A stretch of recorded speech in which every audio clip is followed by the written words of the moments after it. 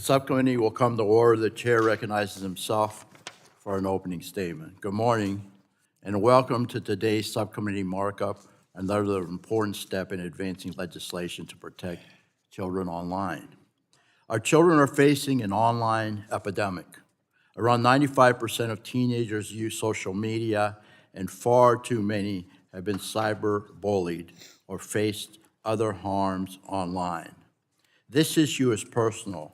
We have parents on both sides of the aisle, and all of us represent families back home who have been unfortunately affected. In my home district, in the Tampa Bay area and also the Nature Coast, we lost 16-year-old McKenna Brown after relentless online bullying. Unacceptable. Her tragedy and the heartbreak of her family is a constant reminder of why we must act. It's because of countless stories like this that we're here today. We're considering nearly 20 bills today that together form a comprehensive strategy to protect kids and teens online. Our approach is clear: protect kids, empower parents, and future-proof our legislation as new risks and technologies emerge. Families deserve clarity, parents deserve control, and bad actors must face real consequences. The Kids Online Safety Act, or KOSA, is among these bills, of course, a strong proposal with concrete safeguards and obligations for companies, and one I'm very proud to lead. But no single bill is a complete solution. These proposals work together, complementing and reinforcing one another to create the safest possible environment for children. There is no one-size-fits-all bill to protect kids online, and our plan reflects that. Parents must be empowered to safeguard their children online. Just as a parent can guide their kids' activities at home and in school, they should be able to guide their children's activities online.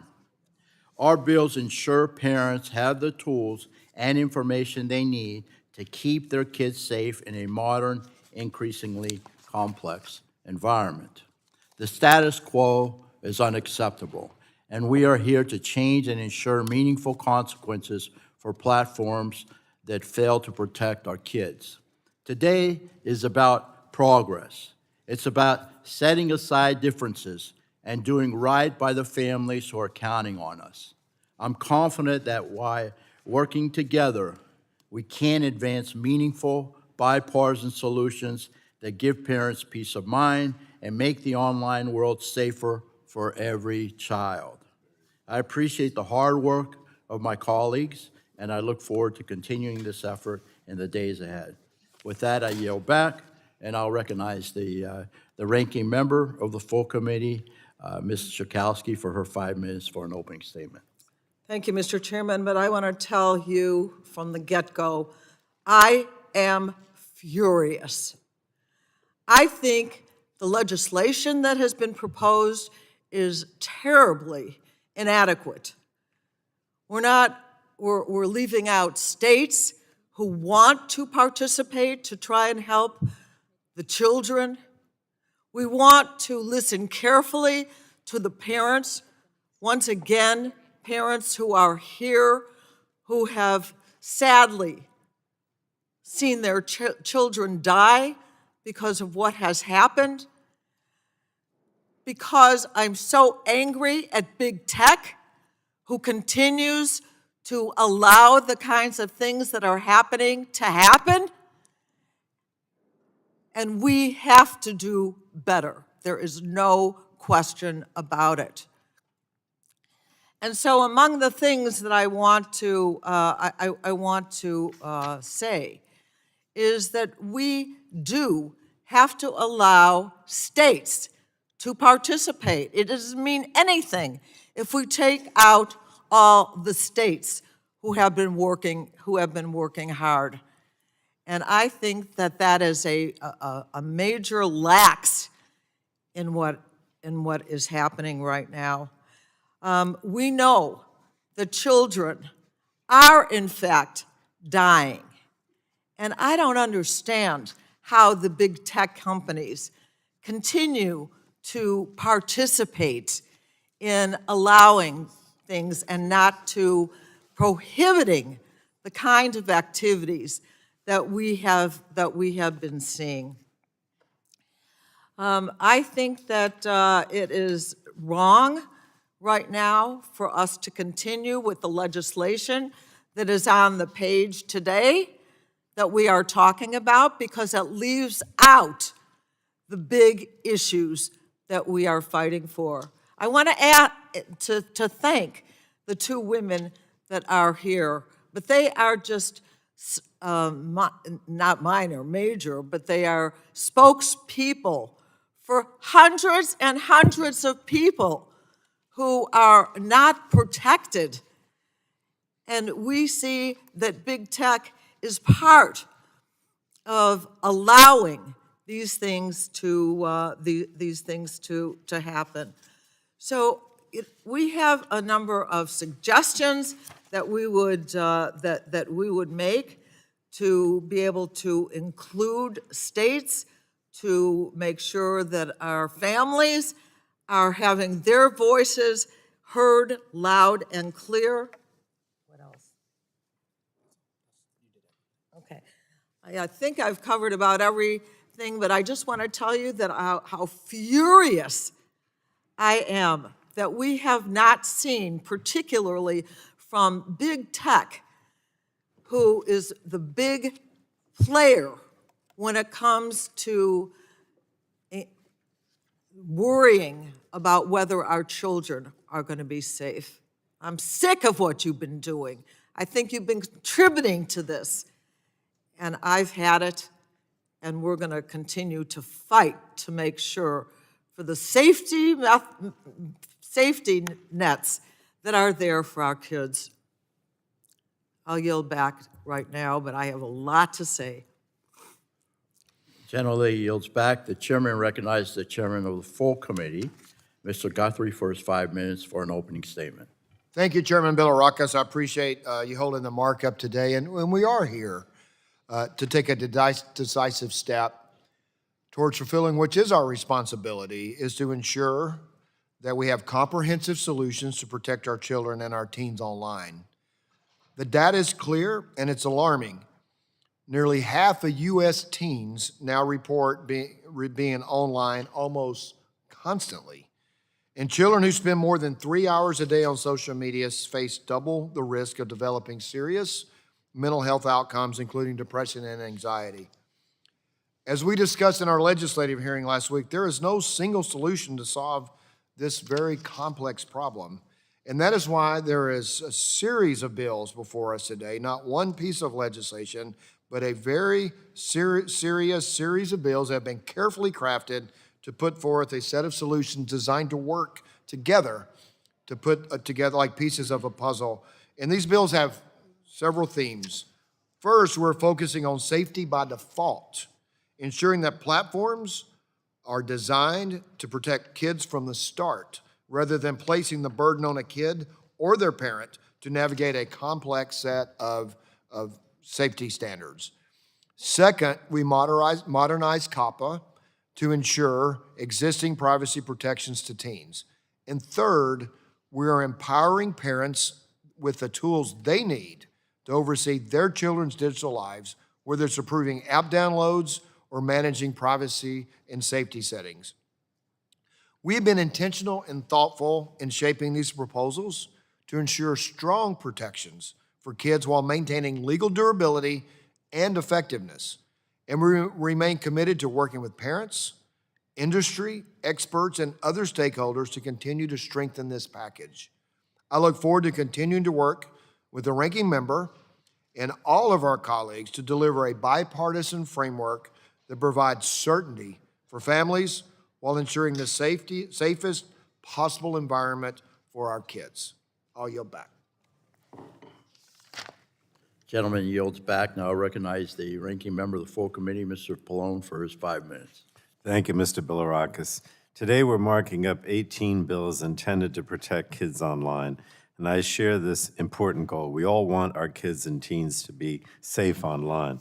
The internet has profoundly changed how we and our children connect with others, learn about the world, and participate in society. Our ever more connected lives have created new communities, shared interests, and entirely new ways to communicate.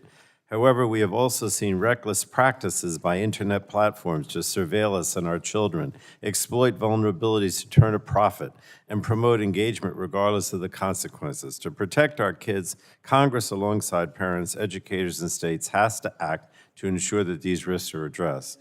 Mr. Chairman, I've long said, and I still believe, that comprehensive federal privacy legislation is the best way to protect kids online as well as to protect all Americans. But in the absence of a data privacy bill, I do support common sense bipartisan proposals that protect kids while respecting all online users' privacy, safeguarding kids in unsupportive households, and maintaining flexibility to address emerging harms. So I'm pleased that we will be marking up my bill, the Don't Sell Kids Data Act, which will prevent shadowy data brokers from selling minors' data and allow parents and teens to request the deletion of any data already in the hands of brokers.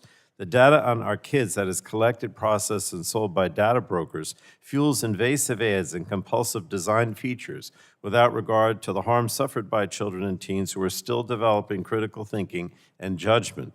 And my bill would turn off this flood and data being collected and sold about our kids. I also appreciate many of the bipartisan bills Chairman Belarakis included in the markup today, which show that we can work across the aisle to protect our kids. I appreciate the good faith collaboration we have had and continue to have on these bills, and I'm pleased that 2 additional bills are now bipartisan, the Spy Kids Act and the Safer Gaming Act. Unfortunately, Mr. Chairman, I continue to have concerns with several other bills we're considering, and it is clear more work is needed. Most concerning is that these bills put a ceiling on kids' privacy and safety by stopping states from doing more to protect kids. That's exactly the opposite of what our kids need with the speed that technology changes and with the new harms that they're encouraging. I can't support the current version of the Kids Online Act or COPPA 2.0 that forever close the door on greater state protection for kids. The broad preemption language in these bills and others would wipe out existing state laws on the books that keep kids safe, like state data privacy and product liability laws. This could shut parents who have had lost children out of the courtroom and shield tech companies from responsibility for harms that they inflict. I'm also concerned that other bills we're discussing place the onus on overburdened parents to protect their kids rather than making tech companies step up and do more. Parents play an important role in keeping kids safe online, but platforms cannot hide behind parental tools to avoid making their underlying products safer. Moreover, for kids in unsupportive, neglectful, or even abusive households, there can be real-world harms from allowing parents complete access and control over their teens' existence online. And finally, I'm very concerned that some of these bills will move us in the wrong direction in the fight for online privacy. I have concerns about bills that mandate third-party access to children's data or require an adult or kid to provide additional sensitive data like a government ID or biometrics before they can access content, send a message, or download an app. These bills would address the harm of tech companies' reckless data practices by giving even more data to even more tech companies, and that does not solve the underlying problem. So let me just say, before I close, Mr. Chairman, I have to touch on the Federal Trade Commission, the agency tasked with implementing and enforcing many of the bills in this markup. When President Trump attempted to illegally fire the FTC's Democratic commissioners, he made our children less safe online. I urge my Republican colleagues to empower the FTC to protect kids and teens by joining Democrats in standing up for a bipartisan and truly independent Federal Trade Commission. With that, Mr. Chairman, I yield back the balance of my time. Gentleman yields back. The chair reminds members that pursuant to the committee rules, all members' opening statements will be part of the record. Are there further opening statements? Ms. Trahan, you're recognized for 3 minutes for your opening statement. Thank you, Mr. Chairman. Protecting our kids when they are online is one of the most urgent responsibilities we face. It's a crisis for families in every corner of this country, and it demands urgent action from Congress. That's why I'm so frustrated that today's markup fails once again to meet the seriousness of what families are living through. Some may point to the number of bills on today's agenda as evidence of progress. I'm not one of them, and I urge my colleagues not to be fooled.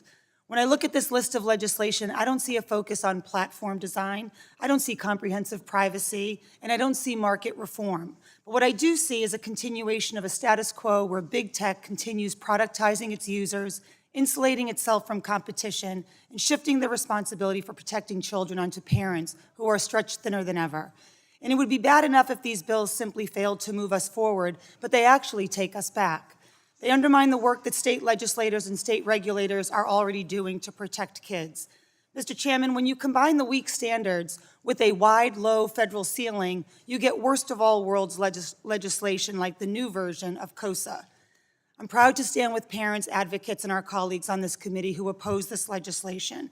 And because we're here together with the very families this markup was supposed to serve in the audience, I want to offer a better path forward. It's a tech policy agenda focused on real systemic reform. Reform that targets the core practices, business models, and market dominance of big tech that perpetuate harm, especially to young people. First is antitrust reform. When giant corporate monopolies shut out competition, they shut out the innovation that serves the public interest. We need to break up monopolies, just as Republican Teddy Roosevelt did over a century ago. We need to curtail vertical integration, and we need to require interoperability and data portability. Our competition laws must be updated so that parents and consumers have real choices and so that smaller companies have a fair chance to succeed. Second is a comprehensive federal privacy and online safety standards that finally disrupt big tech's predatory harvesting, deployment, and sale of Americans' private data. State legislators have repeatedly outpaced Congress in regulating digital platforms, a fact that should embarrass us all. Even when Congress does act, it's often in ways that entrench the status quo rather than improve it, which is exactly what we are seeing today. Comprehensive privacy and online safety legislation are opportunities for bipartisan, common sense progress. The third component is simple: independent and well-funded enforcement. Laws without enforcement are just words on paper, and parents across this country have seen enough empty letters from Congress. We need to preserve the independence of our regulators and fund them to do their jobs. That is the three-pronged strategy that I put forward to this committee, and I urge us to pursue it. I steadfastly remain ready to work in a bipartisan way to deliver the reforms that American families and consumers deserve, and I yield back my time. Thank you. Generally yields back. The chair calls up, I'm not sure if there are any other opening statements. Yeah, there are. Ms. Clark, you're recognized. I don't think we have anybody on our side. So Ms. Clark, you're recognized for 3 minutes. Thank you, Mr. Chairman, and good morning. And good morning to our ranking member for holding, and thank you both for holding this markup today. Last week, during our legislative hearing on kids' online safety, I raised my concern over what I see as purely lip service and the weakest attempts at keeping people safe online. My colleagues on the right are sitting here today pretending to take action to keep kids safe online, while they simultaneously dismantle the FTC and entertain the idea of an AI moratorium or preemption of state AI laws. I cannot make it any clearer that it would be detrimental for Congress to put any kind of ceiling on kids' safety and privacy through a moratorium or preemption, as we know technology changes every single day. When new tech emerges, so do new harms and scams. And frankly, right now, I don't think we're doing our best to stop enabling scammers and giving handouts to big tech. The best solution to protect our kids online is a federal data privacy standard that we can build off and include additional protection for children and teens. So far this year, all 50 states introduced legislation on AI, while Republicans in Congress offered no federal alternative other than preemption. As I've said before, it is no mistake that the only Republican proposal frees AI and big tech companies from all oversight. Without a comprehensive federal standard, existing state laws are the only legislation keeping kids safe online right now. The next steps are clear. To properly protect Americans online, we need a fully staffed FTC, we need to get over this preemption fad, and we need to start working on a comprehensive federal privacy standard. I implore my colleagues on both sides of the aisle to take the time ahead of a full committee markup to put the partisan back and forth to rest and get serious about a federal privacy standard. Until then, no one is safe online. With that, Mr. Chairman, I yield back. Gentlelady yields back. Any further opening statements? All right, we'll get started here. The chair calls up H.R. 6290 and asks the clerk to report. H.R. 6290, a bill to require Federal Trade Commission to conduct a study regarding social media use by teenagers. Without objection, the first reading of the bill is dispensed with, and the bill will be open for amendment at any point. Does anyone seek to be recognized on the bill? Yes, Mr. Vince, you're recognized. Thank you, Mr. Chair. On the bill. Thank you, Mr. Chair. Today we consider H.R. 6290, the Safe Social Media Act, a straightforward, bipartisan report bill that directs the Federal Trade Commission, in coordination with the Department of Health and Human Services, to study the real-world effects of social media use on children and teenagers. All of us, and of course parents, teachers, and mental health professionals, are increasingly worried about what these platforms know about our kids, how that information is being used, and what constant exposure to social media is doing to their mental health. But Congress is operating without a full understanding of the facts.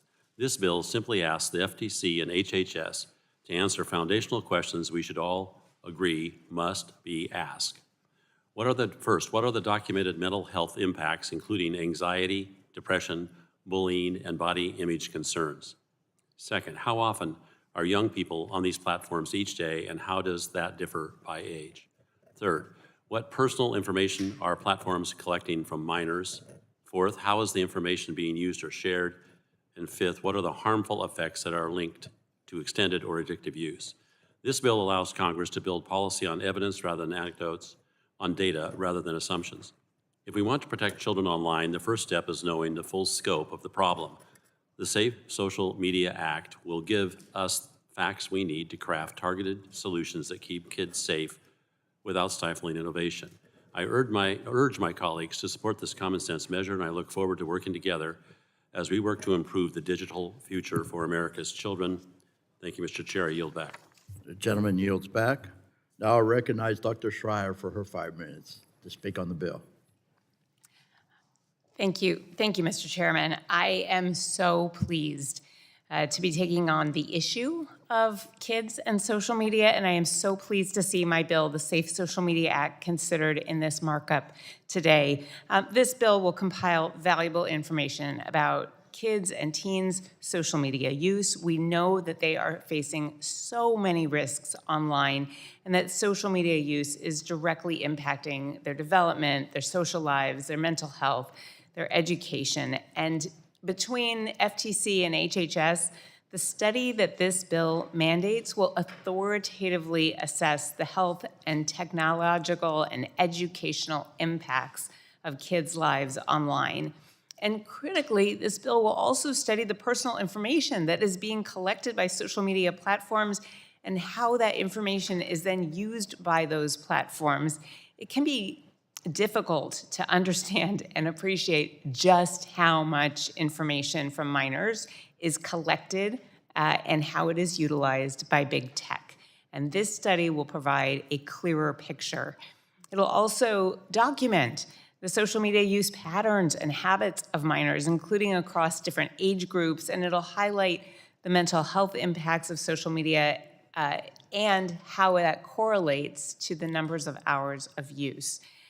Social media isn't just dangerous because of the content that kids are interacting with, it's also dangerous because of the habits and the addictive behaviors that it encourages, and better understanding of how extended use and the addictive nature of social media use impacts minors can also really help us crack down on predatory social media platforms and designs and insist on even more study and protection of kids.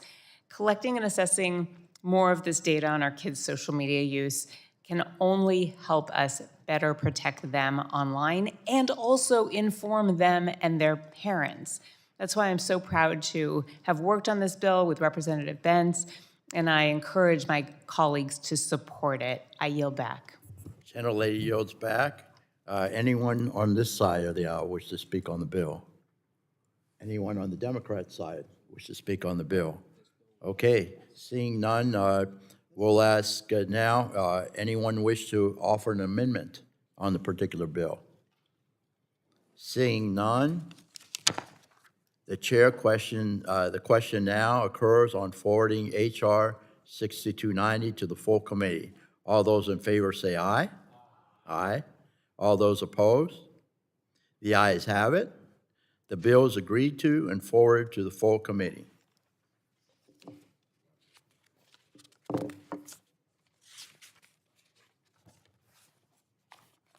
The chair now calls up H.R.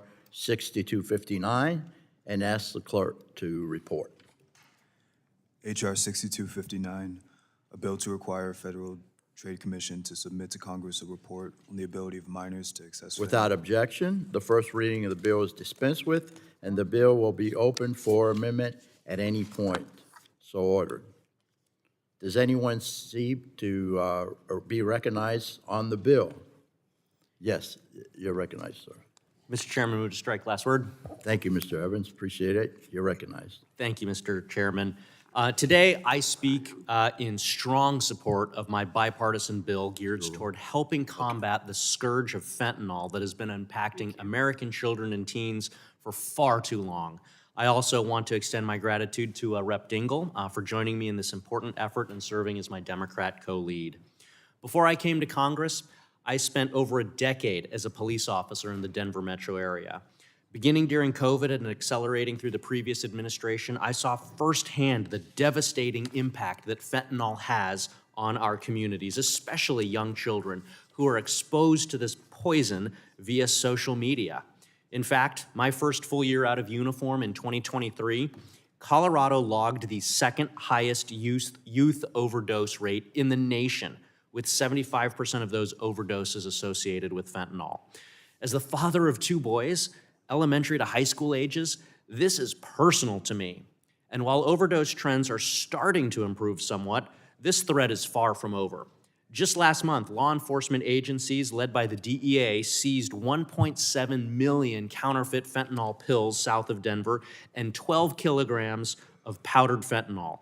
This amount is enough to kill 6.8 million people, every man, woman, and child in the state of Colorado. We've heard far too many tragic stories about young, impressionable Americans who thought they were buying something like Xanax or oxycodone from someone over apps like Snapchat, only to ingest a counterfeit pill with a lethal amount of fentanyl. Those poisonings and these overdose deaths have taken far too many lives far too soon. In fact, every 15 days under the previous administration, we lost the same number of Americans to drug overdoses as we lost in the entirety of the September 11th terrorist attacks. As a combat veteran of the global war on terror and a former cop for 10 years, this fight is personal to me. Congress must use every tool to combat this scourge. My bill that's being considered today helps get our government on the right path to effectively address the fentanyl crisis and specifically how it impacts and is trafficked to kids on social media. My bill would assess the full scope of this challenge and present a comprehensive set of solutions to inform every stakeholder, from law enforcement agencies to social media to executive branch agencies. It includes common sense guardrails to prevent drug traffickers from being able to then exploit this report and adapt their tactics while still being a comprehensive review. As a cop, I saw personally how social media was used by dealers to get poison to our kids. I'm proud to be leading this bill with Congresswoman Dingell and look forward to supporting the bill through the legislative process, and I urge my colleagues today to join me in supporting the No Fentanyl on Social Media Act. Yield back. I thank the gentleman for his past service as a law enforcement officer, and he yields back, so I'll recognize Representative Dingell for her 5 minutes. You're recognized. Thank you, Mr. Chairman. I move to strike the last word. You're recognized. Thank you. I'm proud to co-lead H.R. 6259, the No Fentanyl on Social Media Act, with Congressman Evans, and I thank him for all of his hard work. This bipartisan bill directs federal agencies to examine how drug traffickers use social media to target minors, investigate how platform design enables access to fentanyl, and develop solutions to keep these deadly drugs out of children's hands. Every parent in America has heard the stories, and unfortunately, too many have lived them. I think all of us want to acknowledge the parents that are here in the committee room today with pictures of their children, and we are committed to trying to make sure that no one else goes through the experience that you have. Today, teens can purchase what they believe are Percocet or Xanax through major social media platforms, only to receive counterfeit pills laced with fentanyl. Let us be clear about what is happening. Fake pills are bought through mainstream platforms and are killing our children. One report found that nearly 90% of pills the DEA seized from online drug transactions contain fentanyl. Other reports have documented how dealers openly advertise counterfeit pills to minors using disappearing messages, emojis, and algorithmic recommendations that help connect children to sellers faster than parents or law enforcement can intervene. It has been shown that platforms' design makes social media a storefront for lethal fake pills. Our No Fentanyl on Social Media Act will give policymakers real data on how platform design contributes to this crisis, such as how platforms help illegal drug sellers hide their tracks, how algorithms push content towards children, and what safety interventions may work. We need to understand these systems so we can hold platforms accountable and craft solutions that save lives. And I know the desperation. I had a sister that became addicted in high school when pill pushing was happening. Social media wasn't where it is now, but she too died of a drug overdose because we could do nothing to help her. And we here have to do something to stop this. This legislation is an important first step towards protecting children from the fentanyl crisis that is unfolding online. Too many families have already suffered unimaginable loss. We cannot allow big tech and social media companies to just keep turning that blind eye without any accountability and say, it's not my responsibility, it's not my problem.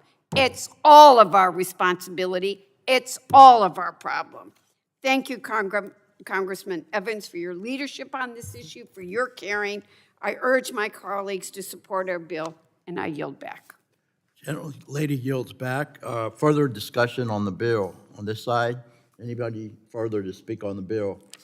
On the Democrat side, seeing none, any amendments being offered today on this particular bill?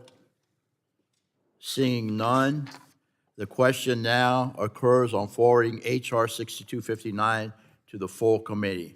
All those in favor say aye. Aye. All those opposed say no. The ayes have it, and the bill is agreed to and forwarded to the full committee. Okay, the chair calls up H.R. 6289 and asks the clerk to report. H.R. 6289, a bill to amend the Children's Online Privacy Protection Act. Without objection, the first reading of the bill is dispensed with, and the bill will be open for amendment at any point. So ordered. Does anyone seek to be recognized on this particular bill? Yes, Representative Lee, you're recognized for 5 minutes to speak on the bill. Thank you, Mr. Chairman. As technology rapidly evolves, so do the risks that kids and teens face online. While the benefits of internet access are undeniable, it also exposes young people to serious harm, including cyberbullying, sexual exploitation, scams, and even access to illegal drugs. The growth of artificial intelligence has also created new challenges, like deepfakes and AI-generated child sex abuse material. Today, almost half of teens in America report being online almost constantly, which is double the share from just 10 years ago.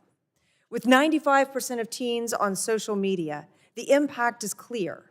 Heavy social media users will be more likely to experience cyberbullying, mental health challenges, and poor sleep.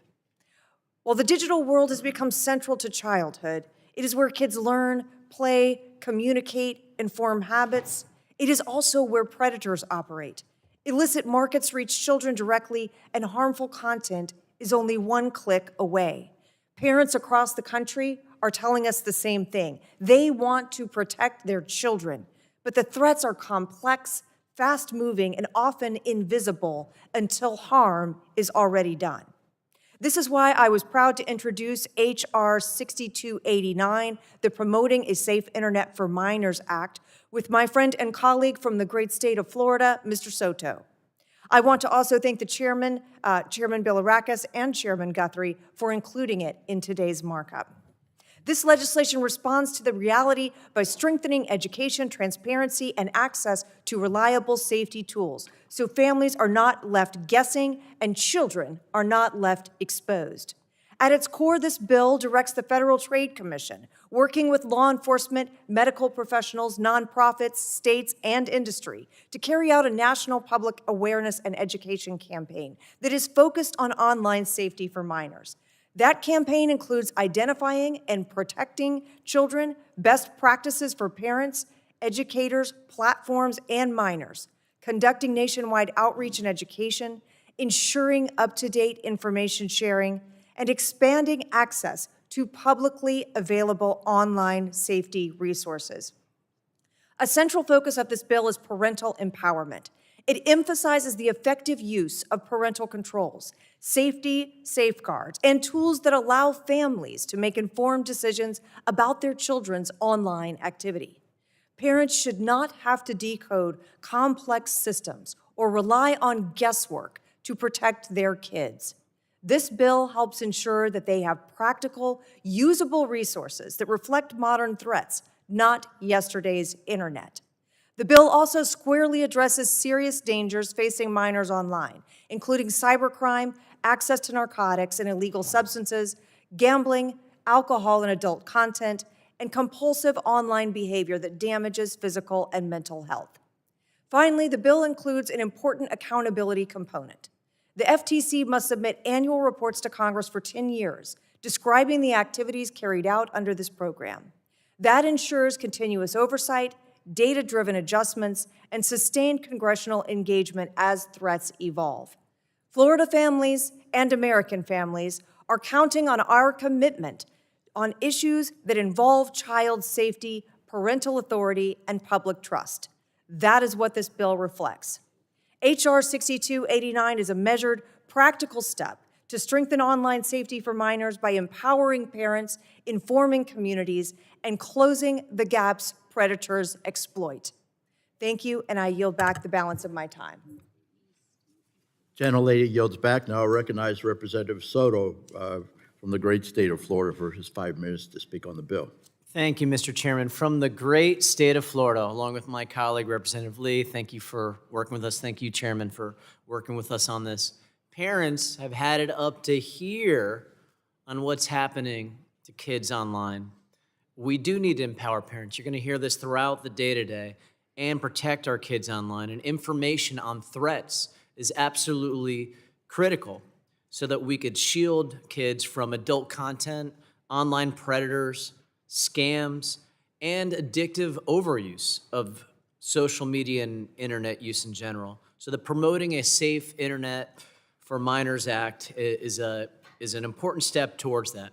Making sure that parents, educators, platforms, and minors in general have the best practices on, and warnings on scams, on predators, on any negative trends impacting young people online. And it makes sure the FTC is doing its job to save lives and to protect folks from all these different dangers.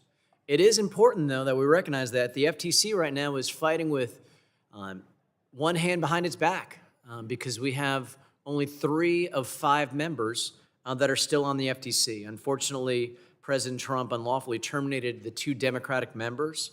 This undermines all the efforts that we have today because it's hard to have laws mean a lot if there's no cops on the beat. And so I do encourage our committee to continue to work to make sure we have a fully funded and fully present FTC.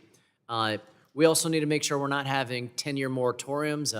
I'm pleased to see that effort has struggled.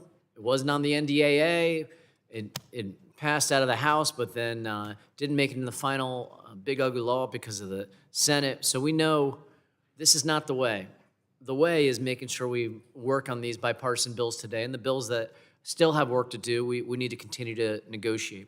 In my home state of Florida, they've done some great work. Who would have thought, right? Sometimes I don't always agree with what the Florida legislature does, but in this case, HB 3, a law banning children under 14 from opening accounts on social media, having parental approval for young people 14 and 15 years old to create their own accounts. This is something that we want to make sure we're protecting some aspect of states to be able to have some work in this area, even as we work on preemption laws. We see the stories if that doesn't happen. Locally in Orlando, we had a young man, Sewell Setzer III, a 9th grader in Orlando Christian Prep who died of suicide last year at 14 after being prompted by a chatbot to take his life. These are the types of stories that break our hearts, and it's the reason why we want to make sure parents have all the best information. That's what this bill does, and it's an important step forward to get parents, educators, and other folks the info they need to protect our kids online. And with that, I yield back. The gentleman yields back. I want to thank him also for clarifying that the moratorium was not in the NDAA, nor is it here today as well. So anyone else wish to speak on the bill? Seeing none, any amendments offered on this particular bill? Seeing none, the question now occurs on forwarding H.R. 6289 to the full committee. All those in favor say aye. Aye. All those opposed say no. The ayes have it, and the bill is agreed to and forwarded to the full committee.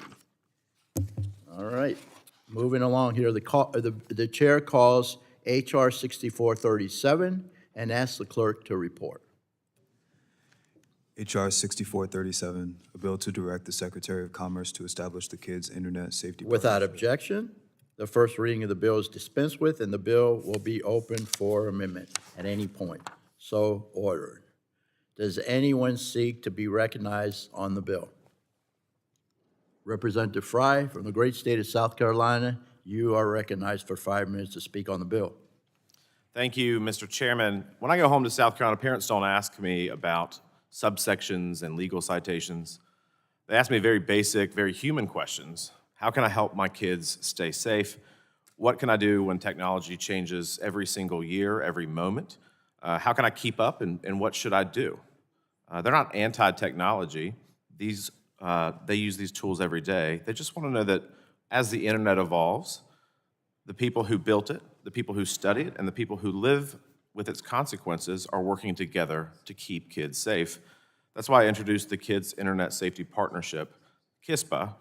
It's a bipartisan bill that I'm proud to lead with Representative Landsman, and it's designed to do one thing well: bring the right people into the same room to develop practical, age-appropriate best practices for kids online.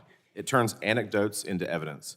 It asks the partnership to map the real risk kids face online, the real benefits they get from staying connected, and the real impact of different safety tools, not in the abstract, but by age group and by design feature. And then it has to publish that work in the open on a regular schedule so that parents can see. That means that when this committee writes or refines other bills in the future, we're doing so with the best available evidence. We have a shared playbook, and it's been shaped by families, experts, state attorneys general, and by the companies who have to implement it. And I urge everyone on this very important bill to vote yes. With that, Mr. Chairman, I yield back. Thank you. Gentleman yields back. Any further discussion on this particular bill? Any amendments being offered on this particular bill? Seeing none, the question now occurs on forwarding H.R. 6437 to the full committee. All those in favor say aye. Aye. Those opposed say no. The ayes have it, and the bill is agreed to and forwarded to the full committee. The chair now calls up H.R. 5360 and asks the clerk to report. H.R. 5360, a bill to direct the Federal Trade Commission to develop and make available to the public educational resources for parents, educators, and minors with respect to the safe and responsible use of AI chatbots by minors and for other purposes.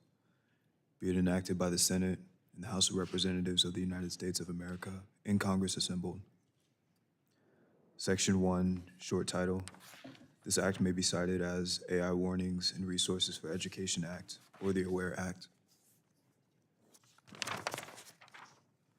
Section 2, AI chatbots and minors. A, educational resources not later than 180 days after the date of the enactment of this act. The Commission, in consultation with relevant federal agencies, shall develop and make available to the Without objection, the first reading of the bill is dispensed with, and the bill will be open for amendment at any point. Does anyone wish to speak on the bill?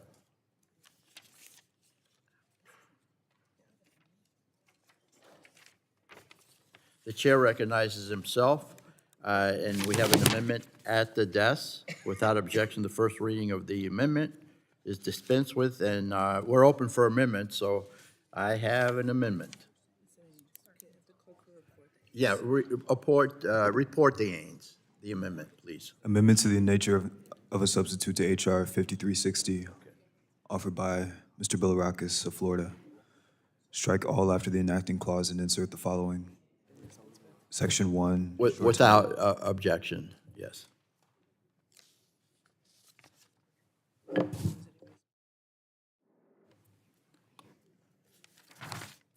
Okay, the chair recognizes himself. I have an amendment at the desk. Yeah, okay, you gave me the wrong, okay, all right. Is there any further discussion on the bill? Okay, no further discussion on the bill. We're gonna vote on the amendment, right? Yeah. Yeah, let's vote on the Ains. Okay. We'll vote on the Ains. So any, all those in favor of the Ains, say aye. All those opposed? Say, okay, so the Ains, the ayes have it, The question now occurs on forwarding 5360 as amended to the full committee. Those in favor say aye. Aye. Those opposed, no. The ayes have it, and the bill is agreed to and forwarded to the full committee. The chair calls up H.R. 6499 and asks the clerk to report. H.R. 6499, a bill to require the Federal Trade Commission. Without objection, the first reading of the bill is dispensed with, and the bill will be open for amendment at any point. So ordered. Does anyone seek to be recognized on the bill? Mr. Chairman. The Vice Chairman, Mr. Falter, you're recognized. Thank you, Mr. Chairman. I move to strike the last word. You're recognized.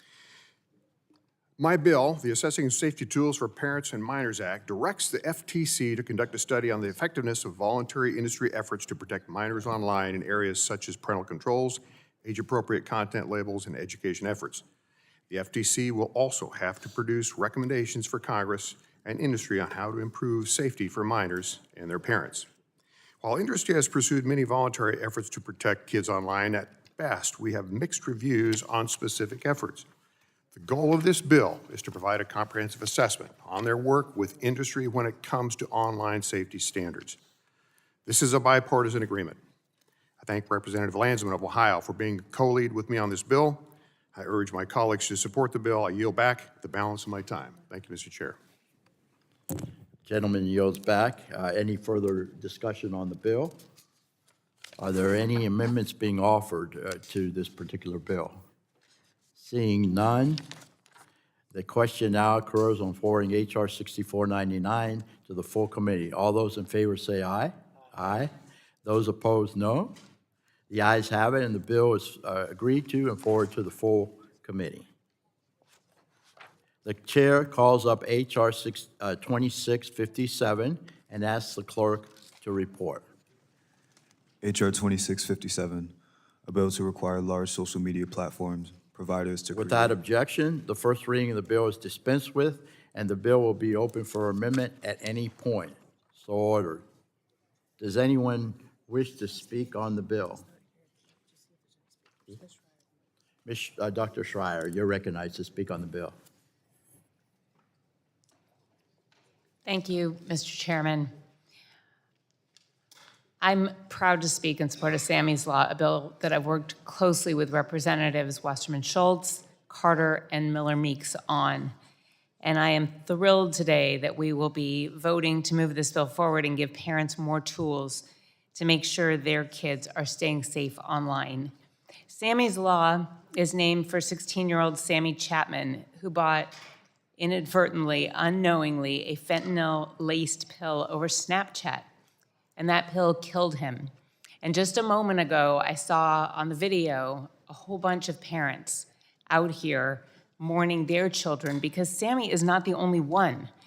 Every day, kids in the United States are interacting with dangerous content on social media, and they don't understand the dangers that they're presented with. It can feel impossible for parents to protect their kids online. And that's why Sammy's Law is so important.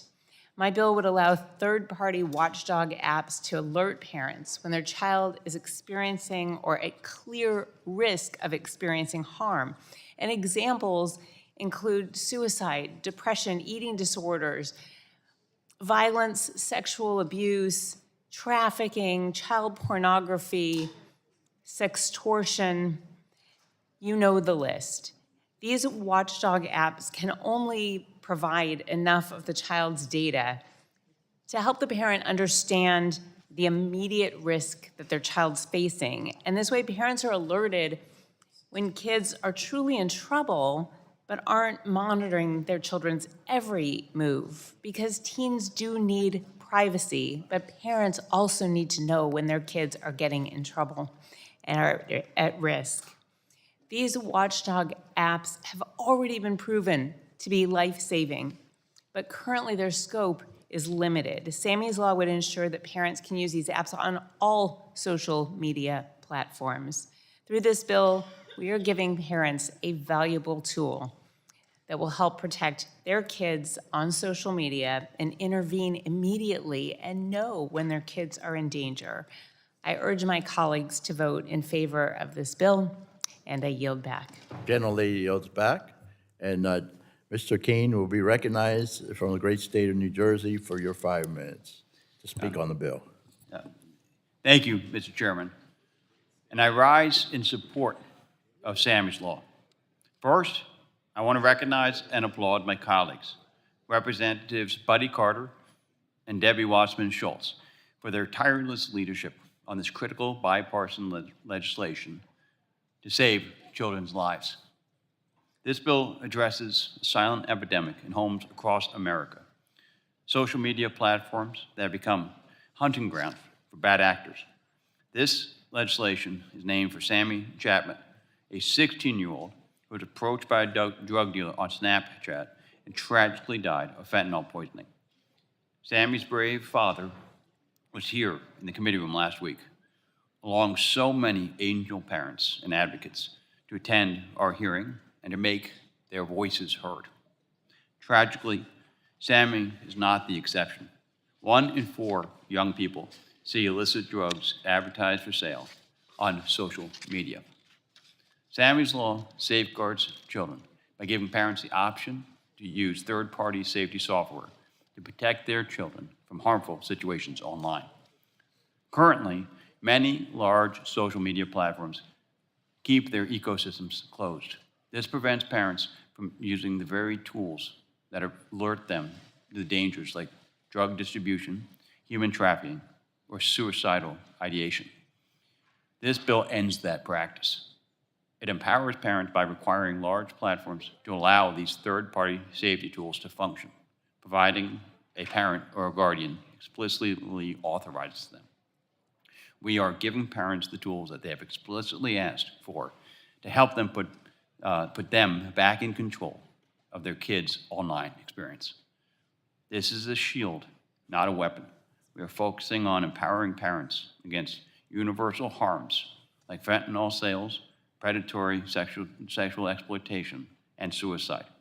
Parents know their kids best, and they deserve the option to use these tools if they believe it is necessary for their family's safety.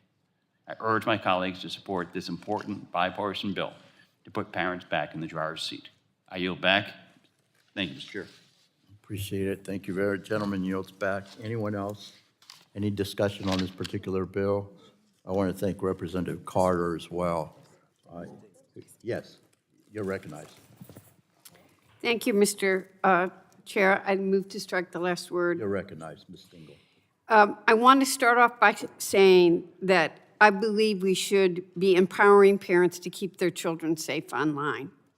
Tools that give parents visibility when their children encounter harmful content are life-saving. And the intent behind Sammy's law is absolutely the right place. And I know every member of this committee wants to prevent another tragedy. However, I do have concerns that I hope we can address before this bill gets to a full committee markup. As many of us know, not every child comes from a safe or supportive home.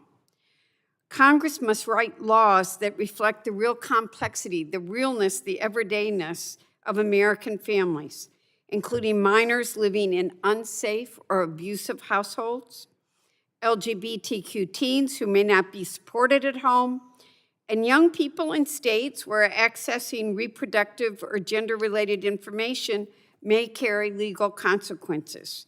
We cannot unintentionally put children in harm's way. Also, the bill's mandate for indefinite retention of harm reports would effectively create a permanent digital record of our children's mistakes online, which would compound the real risks they already face. We need to address privacy legislation someday, sometime. I hope we get there sometime. But we also cannot craft policies that shift responsibility from the platforms to the parents. Parental tools are important, but they cannot be a substitute for requiring platforms to fix the dangerous design features that expose our children to predators, drugs, and harmful content. And we know the stakes. Investigations by media outlets over the years have shown platforms' design choices have facilitated everything from fentanyl trafficking to online exploitation. Our young people are navigating all of this while parents are just struggling to keep up. I want to support this legislation, but I can't as it's currently written. I hope that, Mr. Chair, we can work together with you and my colleagues to improve this bill. The underlying goal of this bill is critical, but details do matter. And we've got a responsibility to ensure that our laws do not endanger the very children we are trying to protect. Thank you, Mr. Chair, and I yield back. Thank you. Is there any further discussion of the bill? Hearing none, the question now occurs on forwarding H.R. 2657 to the full committee. All those in favor say aye. Those opposed, no? No. The opinion of the chair, the ayes have it, and the bill is agreed to and forwarded to the full committee. Where are we here? Chair now calls up H.R. 6265 and asks the clerk to report. H.R. 6265, a bill to require online video game providers to provide certain safeguards for minors and for other purposes. Be it enacted by the Senate. Without objection, the first reading of the bill is dispensed with, and the bill will be open for amendment at any point. So ordered. Does anyone seek to be recognized on the bill?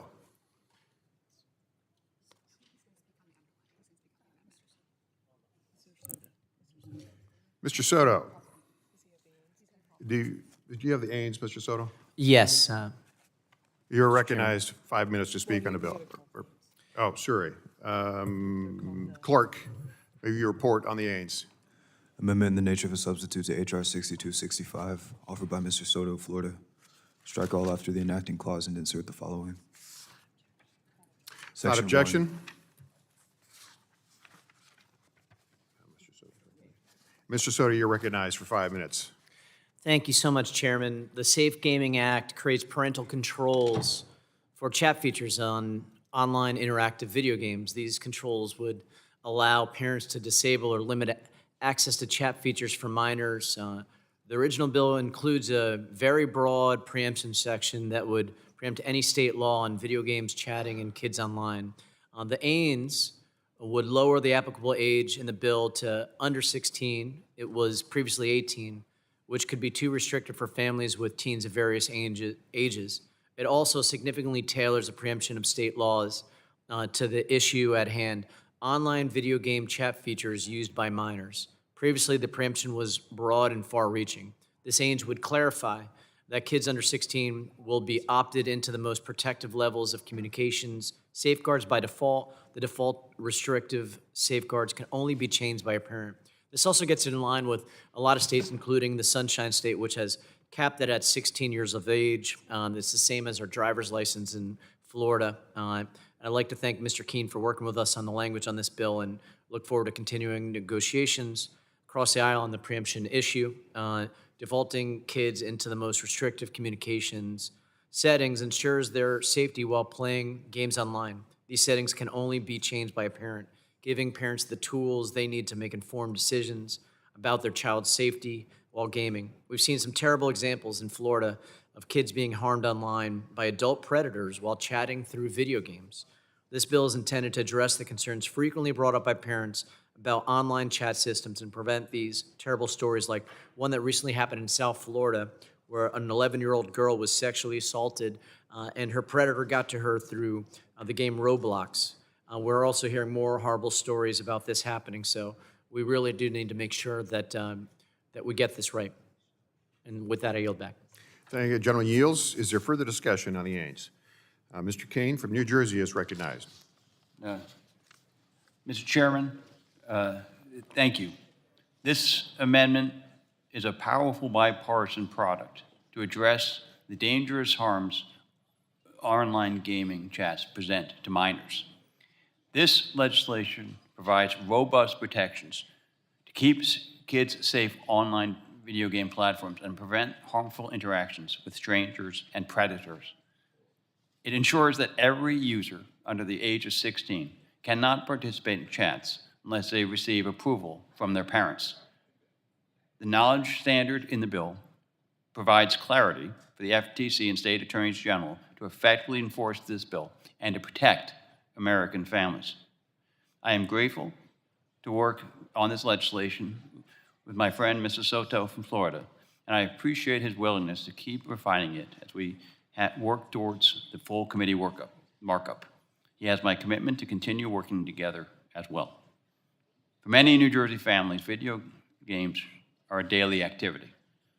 As I pointed out at our legislative hearings last week, social gaming poses a very real threat to minors. The data is alarming. Nearly 70% of teens report playing online games with strangers at least weekly. We know that predators often use shared interest of a video game to build trust with a child. Statistics show that approximately 2/3 of minors say an online-only contact has asked them to move from a public chat into a private conversation on another platform. This vulnerability can lead to child exploitation, and it must be stopped. My bill takes an important step in addressing these harms.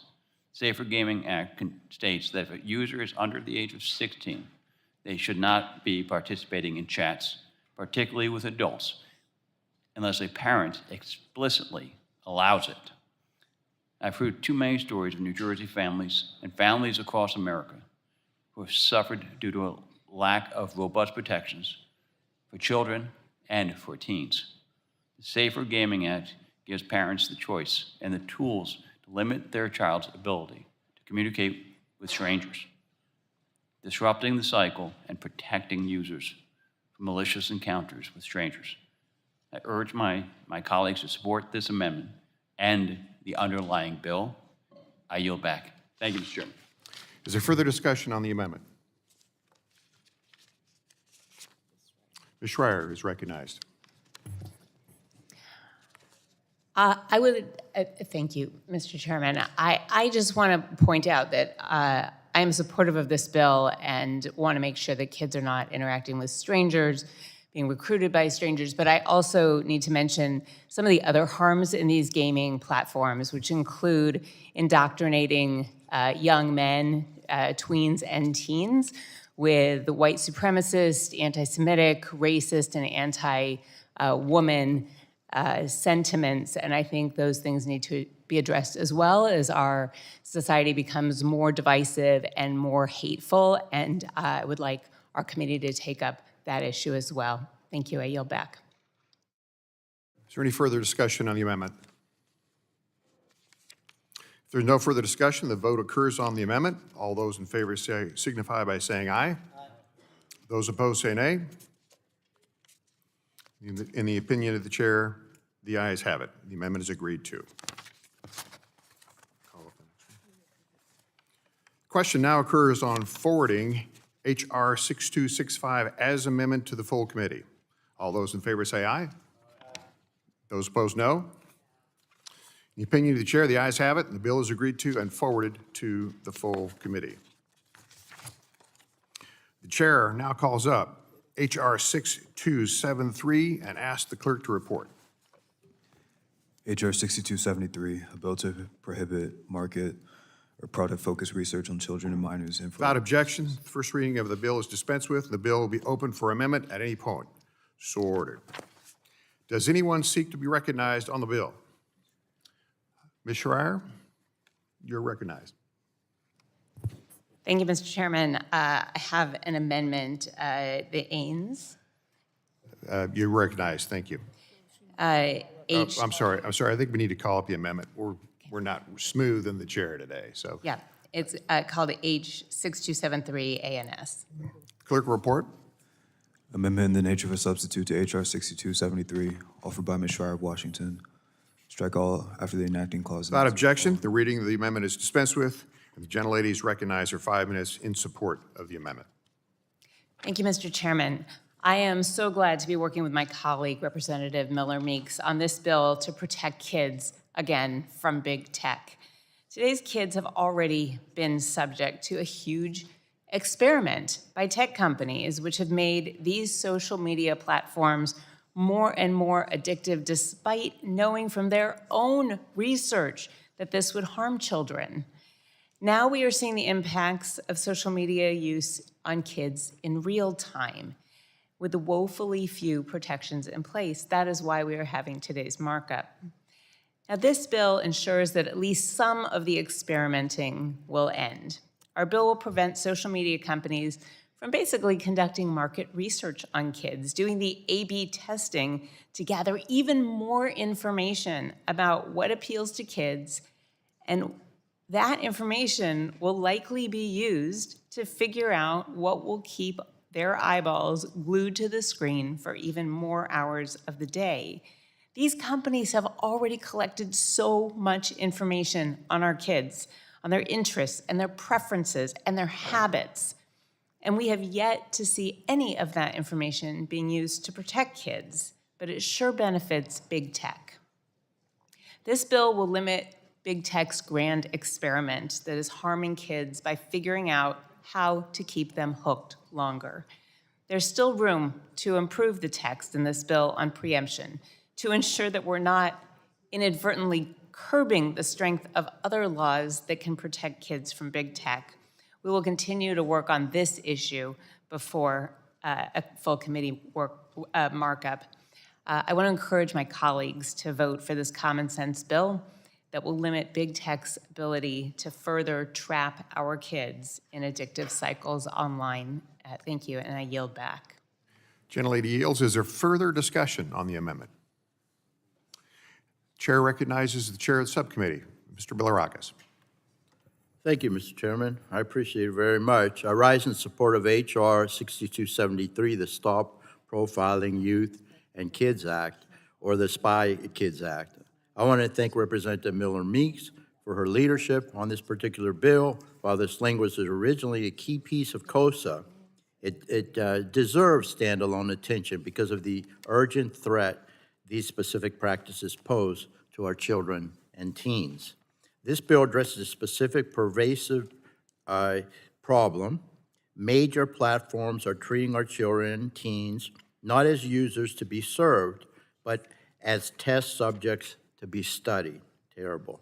Right now, platforms conduct market and product-focused research on children and teens to fine-tune their ability to keep young users online longer, unfortunately.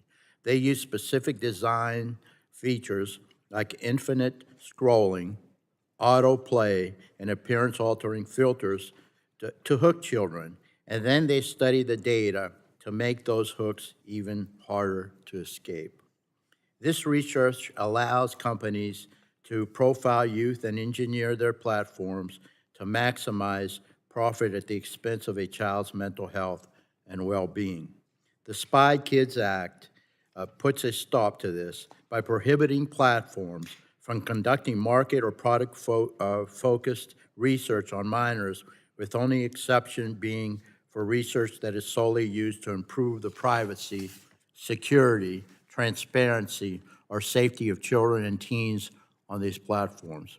We must ensure that the online ecosystem is built for children's safety, not for corporate commercial advantage. And again, this was in the original COSA, but this is a great bill, and it stands alone. We've got to get this across the finish line, folks. It's essential. I urge my colleagues to support this measure to protect American families and stop the profiling of our youth. I'll yield back, Mr. Chairman. Thank you. Thank you, Mr. Chairman. Is there any further discussion on the amendment? Hearing none, if there's no further discussion, the vote occurs on the amendment. All those in favor shall signify by saying aye. Aye. All those opposed, nay. In the opinion of the chair, the ayes have it and the amendment is agreed to. The question now occurs on forwarding H.R. 6273 as amended to the full committee. All those in favor say aye. Aye. All opposed, no. The ayes have it, and the bill is agreed to and forwarded to the full committee. The chair calls up H.R. 6253 and asks the clerk to report. H.R. 6253, bill to require online platforms to disclose policies and provide options Without objection, the first reading of the bill is dispensed with, and the bill will be open for amendment at any point. So ordered. Does anyone seek to be recognized on the bill? Ms. Kamick from Florida, you're recognized. Thank you, Mr. Chairman. I am pleased to offer our bill, H.R. 6253, the Algorithmic Choice and Transparency Act. For years, Americans have used digital platforms they believed were getting neutral search results, fair recommendations, and unbiased access to information. But of course, what we have learned over and over and time again is that these platforms quietly deploy algorithms that shape what we see, when we see it, and what we never see at all. And here's the problem. These algorithms are invisible, unaccountable, and entirely outside of the control of the very people that they impact and affect the most, the consumer. H.R. 6253 is built on two simple principles, choice and transparency. Two principles that conservatives, and quite frankly, all Americans have championed for decades. Two principles that shouldn't just disappear because the marketplace is now digital. First, this bill restores algorithmic choice. Under H.R. 6253, major platforms must give the users the ability to opt out of the algorithm that curates their feed, their search results, or their recommendations. If someone wants a simple chronological feed, they should have it. If they don't want an opaque system deciding what's important or what's appropriate, they should be free to turn it off. Look no further than TikTok's behavioral algorithm that is designed to increase intensity and outrageousness of content. Second, it is all about transparency. Platforms must clearly disclose whether their algorithms factor in things like political orientation, ideology, or viewpoint. They must tell Americans when their data is being used to shape the content that they're being shown. And transparency, of course, is the bedrock of trust. And right now, trust in big tech is an all-time low. Let me highlight something especially critical. This bill matters profoundly for America's children and the parents that are trying to protect them online. Right now, parents have no meaningful way of knowing how platforms are curating what their kids are seeing online. Parents know that these algorithms are feeding a child harmful content, amplifying issues such as body image issues, or promoting risky behaviors, or pushing them into dangerous social spirals. Parents have told us this time and time again, and they feel outmatched by systems that are designed to keep kids engaged and their eyeballs on the screen, even when that engagement hurts them. This bill, H.R. 6253, gives parents control once again. By requiring transparency, we make clear how these algorithms work and what they prioritize. And by requiring choice, we give parents the ability to disable those systems completely and default to a safer chronological experience. This bill also empowers parents to make informed decisions, and it helps families understand what their kids are actually exposed to. If big tech is going to influence what children see, then parents have every right to know how, why, and when that influence occurs. And let me be clear, this bill does not regulate speech. It does not tell platforms what they can say or show. It simply shines a light on the practices that have been hidden in the dark, and it gives families the freedom to opt out of that system. Ultimately, this legislation is about putting Americans, not algorithms, back in the driver's seat. It's about ensuring fairness, transparency, parental empowerment, and the freedom to choose how we experience social media. I encourage, of course, my colleagues to support this bill, but I would be remiss, speaking of freedom and choice and empowering parents and protecting kids, if I didn't mention that there is a critical piece of legislation missing from today's markup. Today, we should be advancing the App Store Freedom Act, which would actually empower parents and protect kids in practice rather than just in words. I am furious that this bill has not been included in today's markup, and it's because of the pressure of big tech. I will not bend the knee to big tech, and no one on this committee should either. It is absurd that we have big tech the day before a markup on the doorstep of this committee, putting pressure, saying this should not be considered. And guess what? It's about profits. Some of the legislation that we are considering today is about giving more tools to the very same actors that have a horrendous track record in protecting kids. Their own employees, Apple's own employees, have said so, that they are not in the business of protecting kids, they are in the business of making money. The track record is, as I said, horrendous. In Florida alone, a 13-year-old girl was a victim of a Nudify app from Apple's own store that they recommended for 4-year-olds. And yet they want to sit here and say that they're protecting kids. That's BS. And on top of that, they still continue to take profits from all of these apps that they claim are acceptable for kids.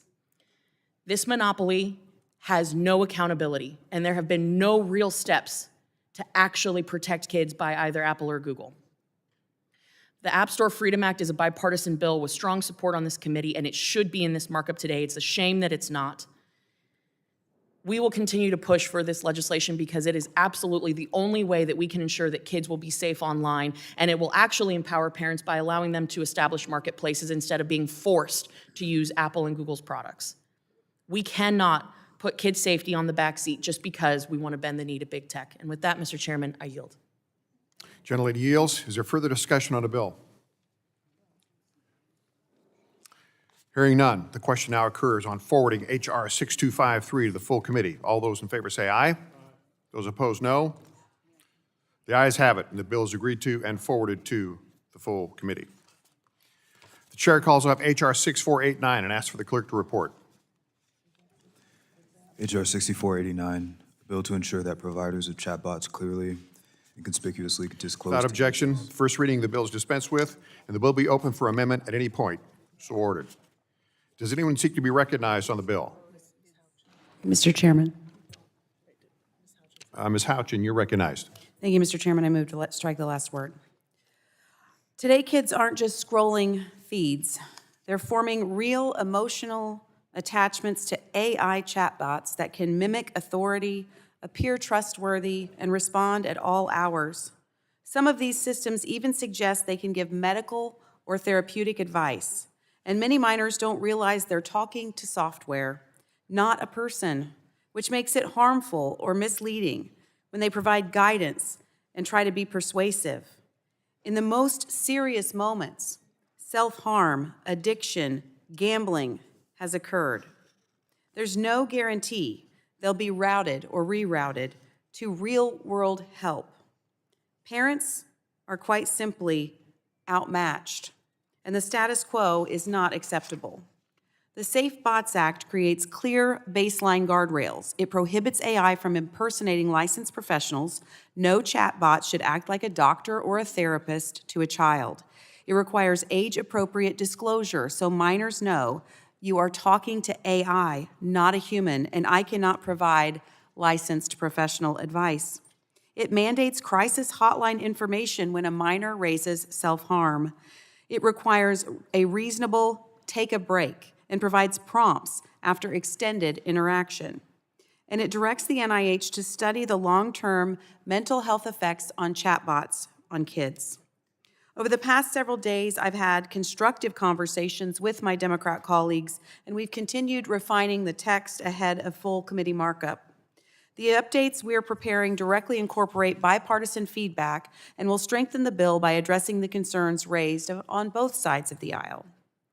We'll be refining key definitions to ensure the policy targets are clearly defined and the harms are clearly defined rather than broad or ambiguous categories. We'll be clarifying the scope of restricted content so the focus remains on the promotion of harmful activities, not legitimate or informational discussion. We'll be improving user safety provisions by adopting a more reasonable time frame for break prompts and providing clearer preemption language that mirrors existing bipartisan models, preserving state consumer protection and common law claims while offering regulatory certainty. The Safe Bots Act protects innovation while ensuring that children are not misled, manipulated, or put at risk by AI systems pretending to be something they're not. I urge my colleagues to support this legislation, and I yield back. Gentlelady yields back. Is there any further discussion on this particular bill? Any amendments to be offered on this particular bill? Seeing none, the question now occurs on forwarding H.R. 6489 to the full committee. All in favor say aye. All opposed? No. The ayes have it, and the bill is agreed to and forwarded to the full committee. Next, we have the chair calls up H.R. 1623 and asks the clerk to report. H.R. 1623, a bill to require certain interactive computer services. Without objection, the first reading of the bill is dispensed with, and the bill will be open for amendment at any point. So order. Does anyone seek, any recognition to discuss the bill? Mr. Chairman? Yes, Mr. Kane, you're recognized. Oh, Mr. Goldman, I'm sorry. Mr. Goldman, you're recognized. Thank you, Mr. Chair. I have an amendment in the nature of a substitute at the desk. You're recognized. No, he's got it. The clerk has to report the amendment. Amendment in the nature of a substitute to H.R. 1623, offered by Mr. Goldman of Texas. Without objection, the reading of the amendment is dispensed with, and the gentleman is recognized for 5 minutes in support of his amendment. Thank you, Mr. Chairman. Today, the average child is exposed to sexually explicit online images before they even reach high school. In many ways, the adult entertainment industry has been allowed to operate with impunity, profiting from the addiction of children while hiding behind the excuse that age verification for their websites is too difficult. But Texas has already proven it works. When I served in the Texas House of Representatives, we passed a bill that implemented age verification for websites with sexually explicit content. The industry sued our state immediately. They claimed that they had a First Amendment right to broadcast graphic sexual content to children without checking a single ID. In a win for common sense, the Supreme Court of the United States upheld Texas's law and helped protect children. My amendment today follows the same playbook as Texas. It updates the Screen Act to align it with the successful Texas statute and federalizes it across the country. This amendment requires explicit websites to do what brick-and-mortar stores have done for decades: have an ID check, so that minors are not allowed to access this type of explicit content online. The protections that the courts have already upheld for children in Texas should not stop at our border. Every child in America deserves the same consistent standard of safety as a child in Texas has. We must protect children from harmful online content, and we can accomplish this better by updating the Screen Act. I urge my colleagues to support this amendment and the underlying bill, and I yield back. Gentleman yields back. Any further discussion on the amendment? Seeing none, we'll vote on the amendment. If there are no further discussion, all in favor of the amendment shall signify by saying aye. All those opposed? The ayes have it, and the amendment is agreed to. The question now occurs on forwarding H.R. 1623 as amendment to the full committee.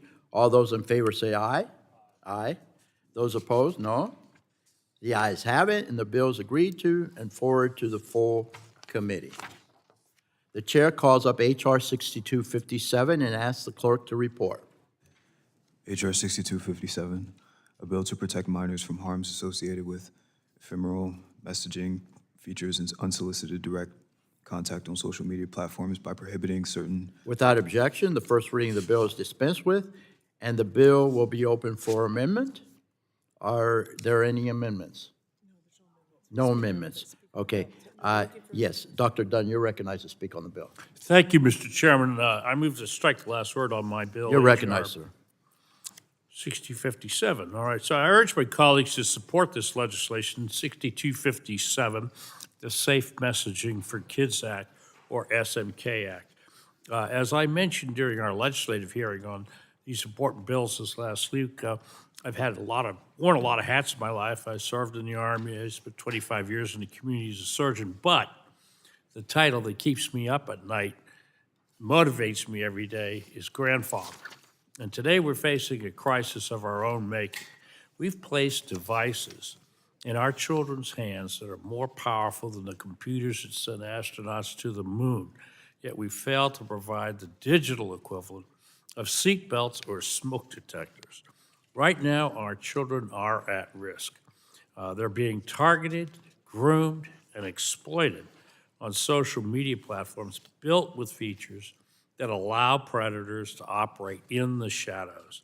And that's why I introduced the Safe Messaging for Kids Act. This bill is a direct intervention to stop two specific mechanisms that predators use to hunt our children: ephemeral messaging and unsolicited contact.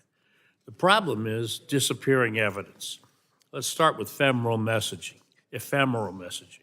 The technical term for messages that vanish automatically after being viewed.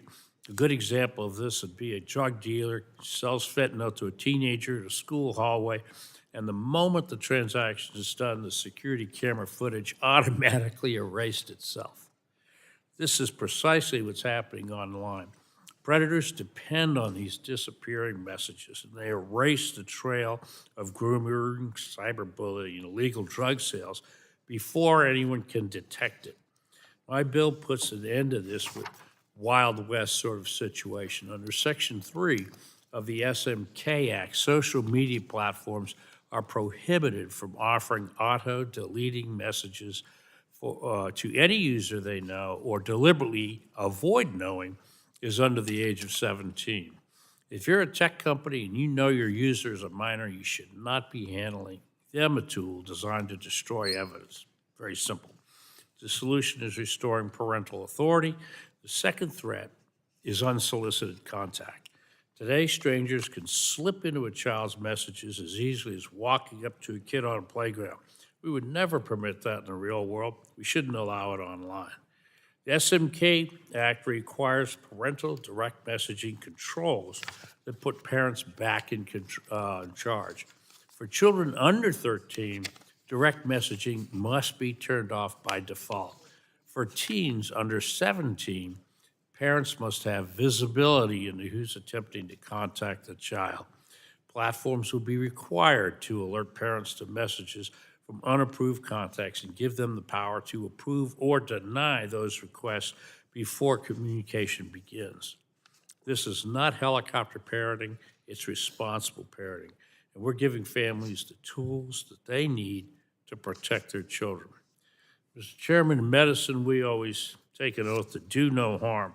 For too long, the social media companies have violated that principle, and they've engineered features that put kids at risk simply so they can increase their engagement online. The Safe Messaging for Kids Act is practical, common sense treatment plan. It preserves evidence of wrongdoing, restores parental authority, and it protects our children from strangers who are hiding in their pockets. I urge my colleagues to support this legislation, and I believe our children are depending on us to do it. With that, Mr. Chairman, I yield back. Gentleman yields back.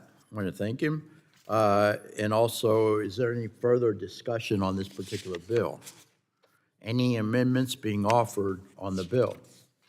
Seeing none, the question now occurs on forwarding H.R. 6257 to the full committee. All those in favor say aye. Aye. Those opposed, no. The ayes have it, and the bill is agreed to and forwarded to the full committee. The chair calls up H.R. 3149 and asks the clerk to report. H.R. 3149, a bill to safeguard children by providing parents with... Without objection, the first reading of the bill is dispensed with, and the bill will be open for any amendment. Does anyone seek recognition on the bill? Mr. James, you're recognized from the great state of Michigan. You're recognized for 5 minutes on this particular bill. Thank you, Mr. Chairman. You're right. As a father of three, protecting kids online is one of my top priorities and something parents across Michigan raise with me constantly. My bill is simple. App stores should follow the same common sense rules we expect from every small business. If a corner store can't knowingly sell adult or addictive products to minors, then neither should the world's largest digital storefronts. These multi-billion-dollar companies already have the means to do this safely while respecting privacy, but they're instead choosing to put profits over protecting kids. This isn't about one company. It's about holding every platform to the same basic standard of responsibility. Parents have a right to know. Kids cannot consent, and no one is above the law. With that, Mr. Chairman, I yield. Gentleman yields back. Any further discussion on the bill? So any amendments to the bill? Mr. Chairman, I have an amendment at the desk in the nature of the substitute. The clerk will report. Amendment in the nature of a substitute to H.R. 3149, offered by Mr. James of Michigan. Strike all after the Without enacting objection, clause. the reading of the amendment is dispensed with, and the gentleman is recognized for 5 minutes in support of his amendment. Well, Mr. Chairman, I want to thank you, and also I'm grateful to my colleague and friend, Mr. Obernolte of California, for working with me on this bill. His depth of knowledge and his passion for this subject matter shines through in his work for the people of the state of California and for the United States of America. I'm looking forward to continuing my work with you on this bill. This amendment represents a narrow and practical update to the App Store Accountability Act, while at the same time maintaining the core spirit of the bill. My number one goal has always been to empower parents and protect children online. This is what parents want, and it's what we must do. Today, 88% of parents want app stores to require parental approval before minors can download a new app. As I said in my opening remarks, and I'll say again, I welcome engaging and working with each and every single person here, across the aisle and across the country, who are united in protecting our children, protecting parental rights, and holding big tech accountable. Mr. Chairman, I yield. Any further, the gentleman yields back, any further discussion on the amendment? Mr. Obernolte, you're recognized. Oh, thank you very for much. 5 minutes on the amendment. Yeah. Thank you, Mr. Chairman. I am delighted that we are considering a couple of pieces of legislation today that impose a requirement on app store providers and app developers to carry out age verification when users are minors. I think that's going to have meaningful implications for improving online child safety, and it's wonderful that we're having that discussion today. I'd like to thank my colleague from Michigan for working with me on improving this bill. As most of you know, I spent 30 years as an application developer, and so I want to make sure that the requirements that we impose on app stores and application developers are clear and implementable. The ANS that is being offered makes a lot of changes that improve the bill in that way. However, there is a couple of problems that are remain in the bill, and I wanted to highlight one in particular.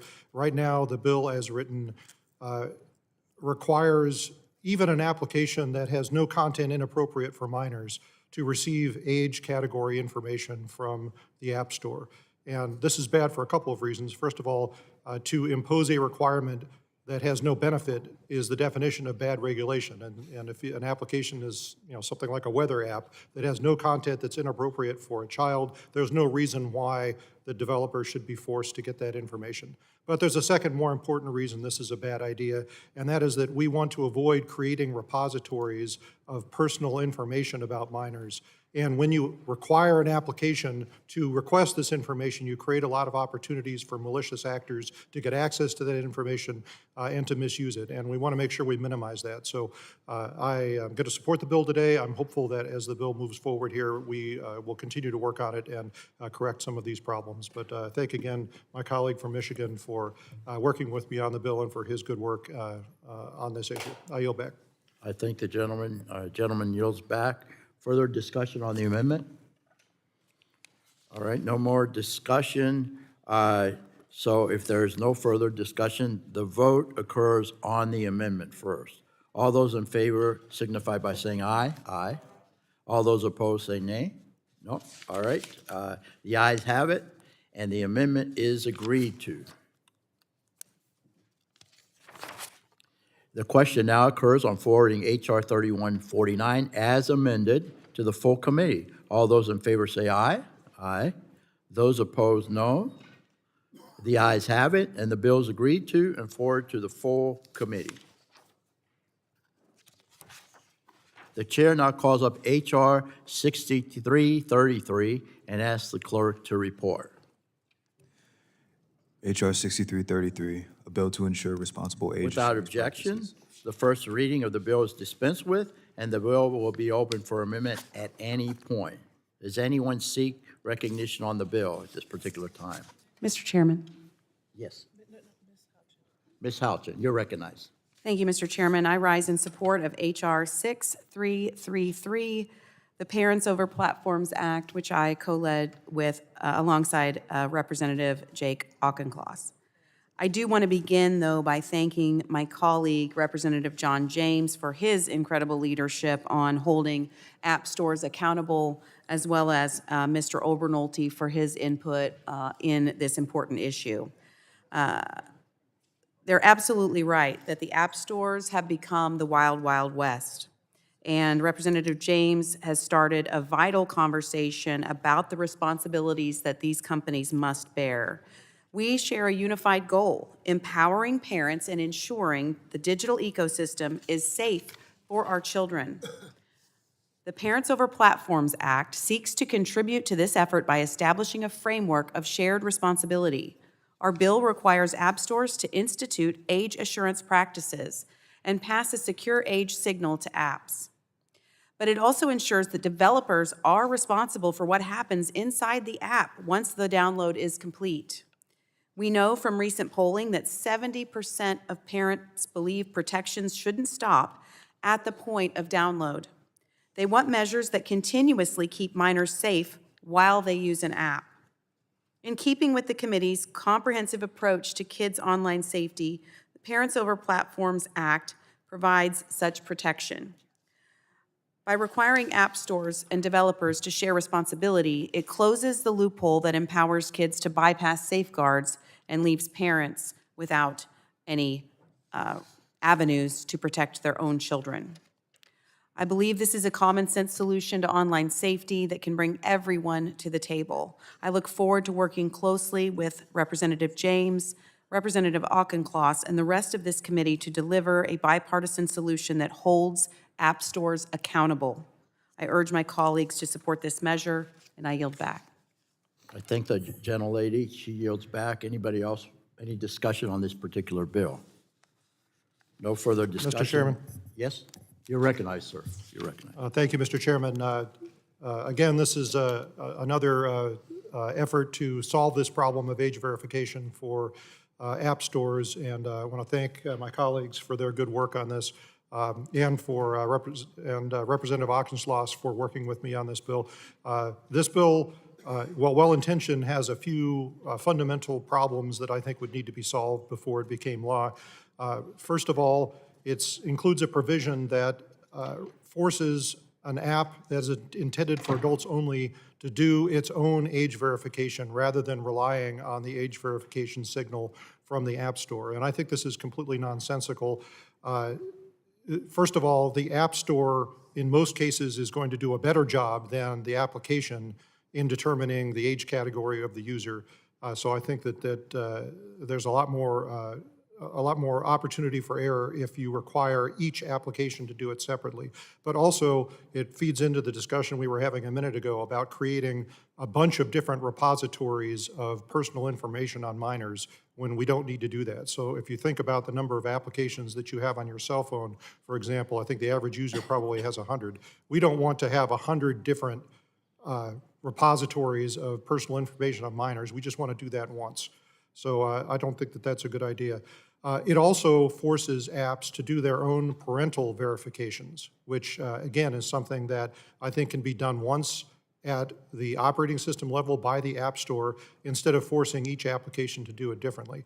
And this also would allow another protection, which I think is important, and this was in Congressman James's bill, which is if an application is intended for adults only and does not have verifiable parental consent, it shouldn't even be launched. We shouldn't force the application, to start and then do this age verification.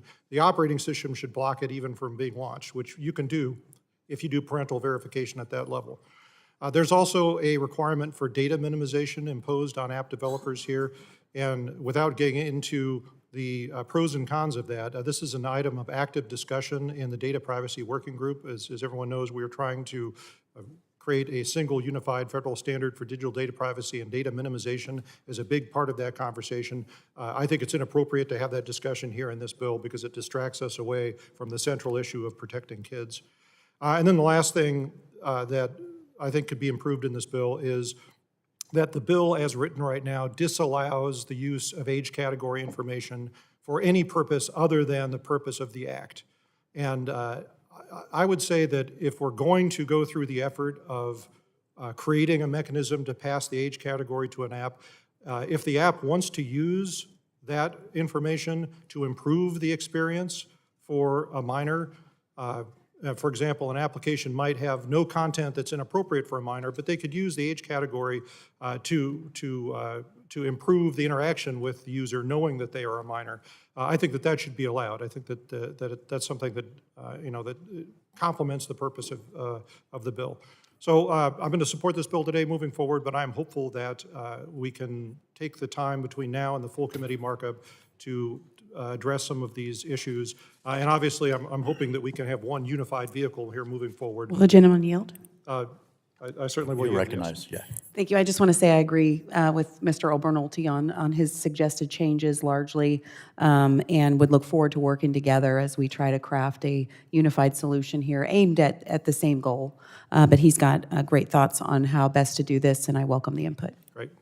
With that, I yield back, Mr. Chair. Gentleman yields back. The question now occurs on Mr. floor. Chairman? Yes.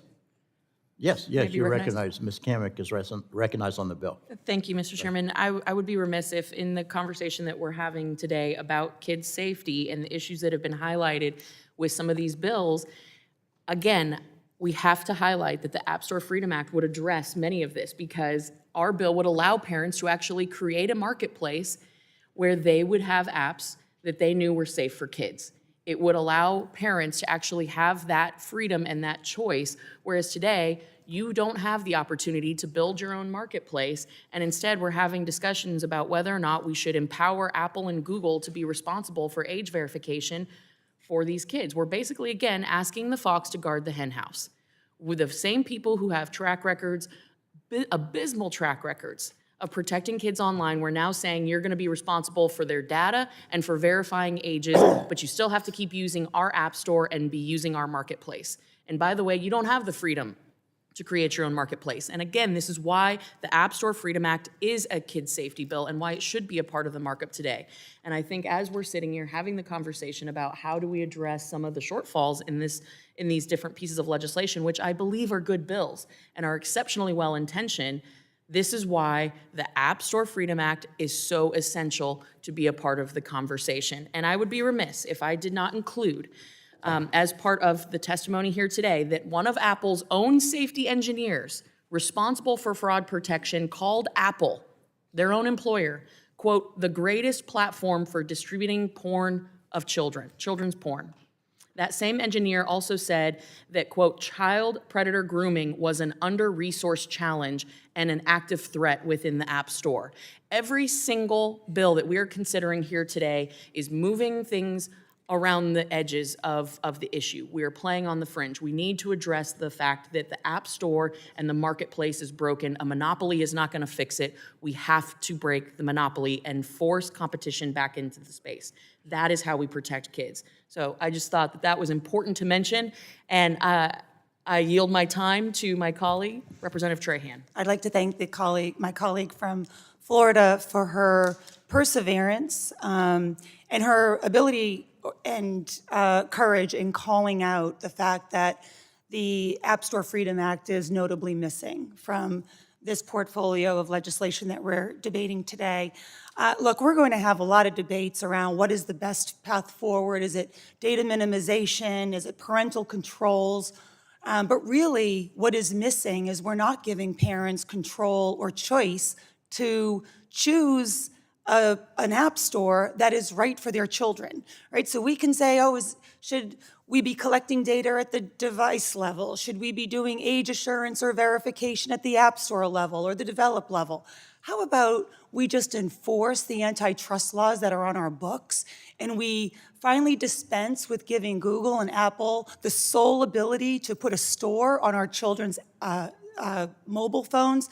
This is ridiculous that we're even debating all of this incremental change or progress when we're not really getting at the heart of the things that both colleagues from Florida have talked about so much. And like, how can we not just imagine a store that is designed for our children, that we don't have to be controlling the app experience or the device UI for our children every single day, but rather we get to go to sleep at night knowing that our app store that we chose, that is curated by experts for children, sits on our children's phone so that they're not exposed to pornography and all the harms that the engineers at, of Apple have gone on record saying exist for children. I mean, these safeguards are just inadequate. And so until we get to the heart of breaking through this monopoly, duopoly on our kids' phones and debating at a minimum the App Store Freedom Act, then we're not going to have the peace of mind of knowing our children have apps on their phone that are safe for them. Thank you. I yield back. Yield back? Okay. I yield. Oh, yes, I'm going to yield to the chairman of the full committee. You might want your full 5 minutes. So, I'll take 5 minutes. I just want to say that I appreciate that and what my friend said. And we're going to look at FTC issues, and we were looking at the App Store marketplace, and we'll look at other things as we move forward on these issues. So the question today is, how do we protect children? That was the framework of the hearing, the framework of the meeting. And we did look at putting the App Store marketplace on the hearing bill. It wasn't because I had a meeting yesterday. It had nothing to do with it. It was already posted before I had a meeting yesterday. So that's just not accurate. But we offered to do that if we said we could open the App Store, just what my friend from Massachusetts said, if the App Store marketplace would be open if only app stores that marketed to children 16 and younger. So if the content of the App Store was restricted to 16 and younger, we offered to look at moving that bill forward, and we weren't able to come to a conclusion on that. And so I'm just saying we tried to do that in good faith, that we didn't get there, to focus on protecting children in the app stores. If you can open up the App Store marketplace, then anybody can create an app store. And so that's something we need to discuss, and we need to have the opportunity to discuss that. But we, in the name of protecting children, from Massachusetts we said, okay, let's look at allowing app stores or mandating they have to open the app stores at Apple and others to app stores that specifically focus, where parents can create the app stores, other people can create app stores that focus on 16 and younger, and we weren't able to get an agreement on that. So I'll yield back. Gentleman yields back. Any further discussion on the bill? Any further discussion? Yes, Ms. Trahan, you're recognized. Thank you. You're recognized for your full For my 5 time. minutes. And I won't take Go it ahead. all up, but I appreciate that. Yeah. I appreciate the chairman's comments. I think from where we sit, you'll have to understand that just the proximity of Apple being on the Hill yesterday as we're debating this battery of legislation and this bill, which I'm sure is one that's hard fought by Apple and Google on the top of their list, that it is suspicious that we're not debating it like the others. I mean, look, all the bills that we're debating today, they need work before we go to full committee. But this one isn't even being allowed to be, discussed or to be debated. And that just breeds a bit of, suspicion. So I would love your commitment to bringing that bill forward, because I do think when we talk about children's safety, we really have to get serious and more comprehensive about it. And, I've often, the parental controls that exist are really tough for parents who are struggling to keep up with new technologies, their children's constant demands to download this app, download that app, and just the fact that they're working. They should be able to have a store that is curated for their children so that they don't have to keep going back. That feels like common sense legislation, but the only thing that really is blocking that at the moment is the iron grip that Apple and Google have on these devices. And so I could imagine there also being other stores beyond children, whether those are gaming stores or other curated stores. And we should be having that debate, because right now it feels like we're just protecting monopolies that have existed on our smartphones since they've been delivered to our doorstep, rather than evolving and making it better and safer for not just children, but, I could think of, like I said, I could think of multiple examples where curated app stores or just more innovation in app stores could exist beyond what Google and Apple offer today. And let me just say, competition makes us better. No one should be scared of this. This is something that I think we should be embracing. And with that, I'll yield if you wanted to respond on the commitment question. And I don't do things suspicious. I don't have ulterior motives. I feel like I've been pretty upfront, and everybody, hopefully you think I'm an honest person. And so the accusations, I just don't accept that you just made. There are other bills on this store I can tell you Apple was concerned about. But it was focused on children. We wanted to focus on children. We said we will look at the App Store marketplace for this hearing, even after Apple said if it focused on children. So the question of innovation, should we have monopolies, should it be opened up? I know a lot of that's judiciary. I know this bill's been drafted so it puts it into the FTC. I know the Senate's looking at judiciary. We've looked at this, and we will look at it. But in the context of a series of bills focused on protecting children, not looking at the overall, we need to look at the overall marketplace, and is it fair? Is it who has control of their device and who doesn't?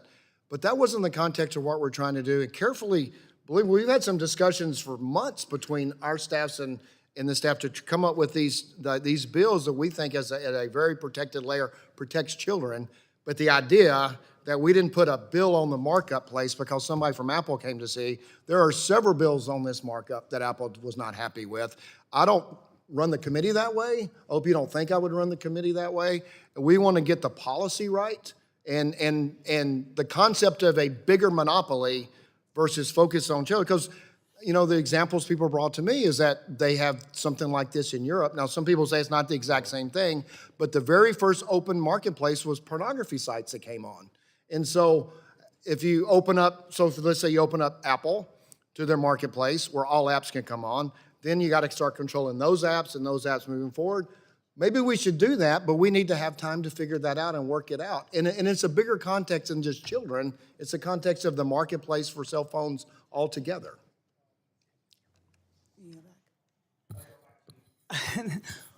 Well, thank you. It would be great to just get a commitment from the chair. I know this takes time, and I would rather there be a parental control for ruling out an app store than having to do it app by app. And so, look, I didn't mean to offend you on the proximity of the meeting and this. I do think that you are an honest person, but I do think that we have to get the big tech lobby out of the room and have these conversations so that we make progress for our children. Thank you. Mr. Chairman. Gentlelady yields back. I'll recognize Mr. Falter. for Thank you, 5 Mr. minutes Chairman. I on the yield my bill. time to Ms. Kamek from Florida. Thank you. You're recognized. Thank you, Mr. Chairman. Thank you to my colleague for yielding the time. And I want to say to the chairman, I believe you.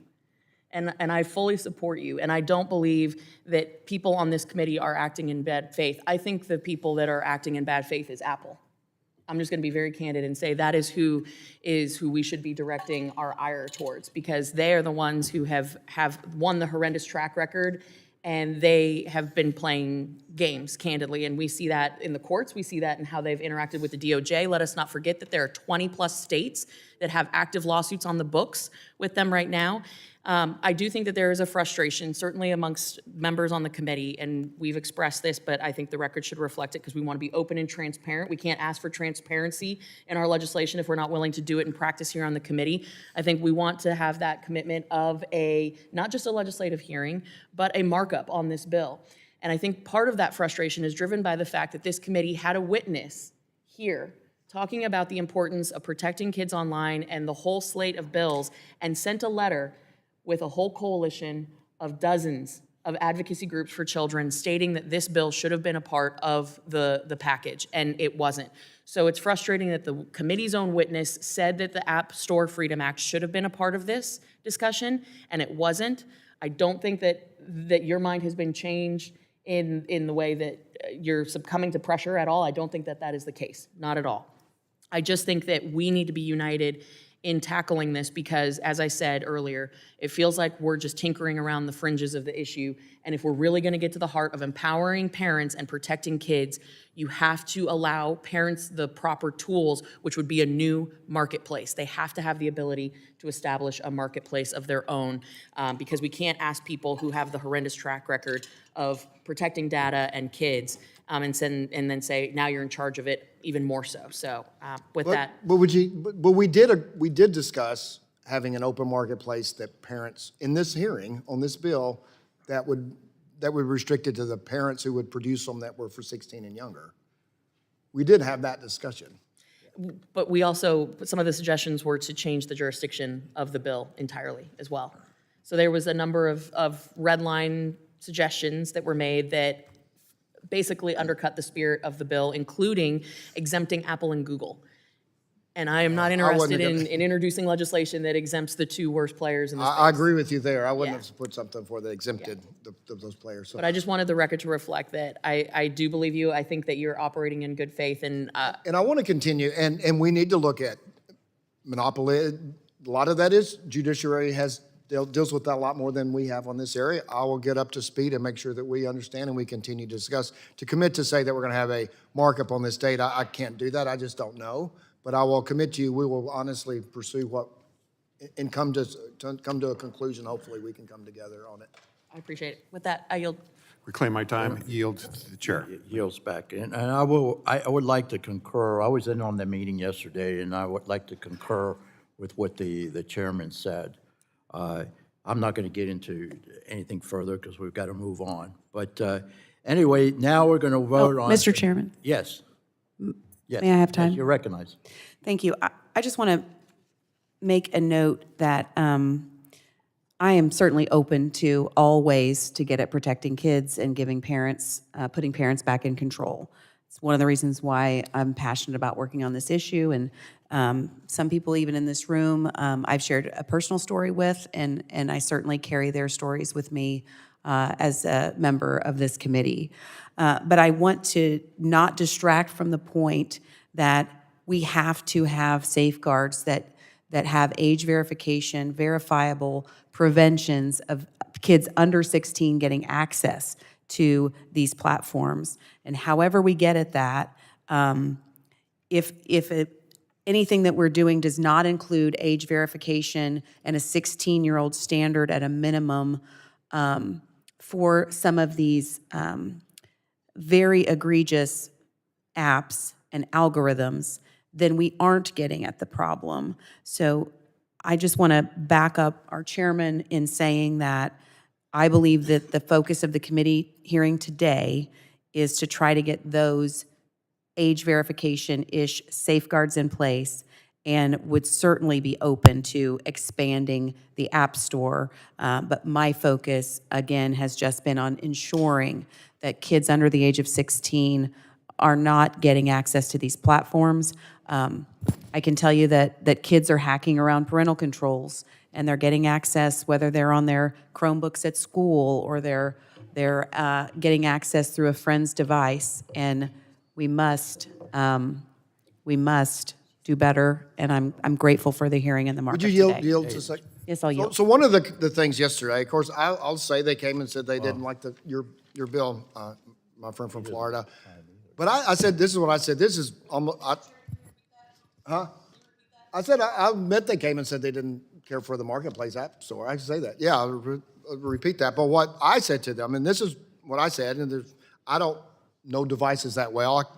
Trying to transfer stuff the other day, I couldn't get my device to work. But what I said, there has to be a way that Apple, and there was Apple in the room, so others as well, that when a family buys a phone, and they can put in easily that phone that they're giving to someone younger than 16 or 16 and younger, that nothing comes to that phone ever that parent doesn't get to agree to. And it has to be, it can't everyone the parent, because my kids are older now, I get it, but I know you have a beautiful young lady. She's going to have a phone someday.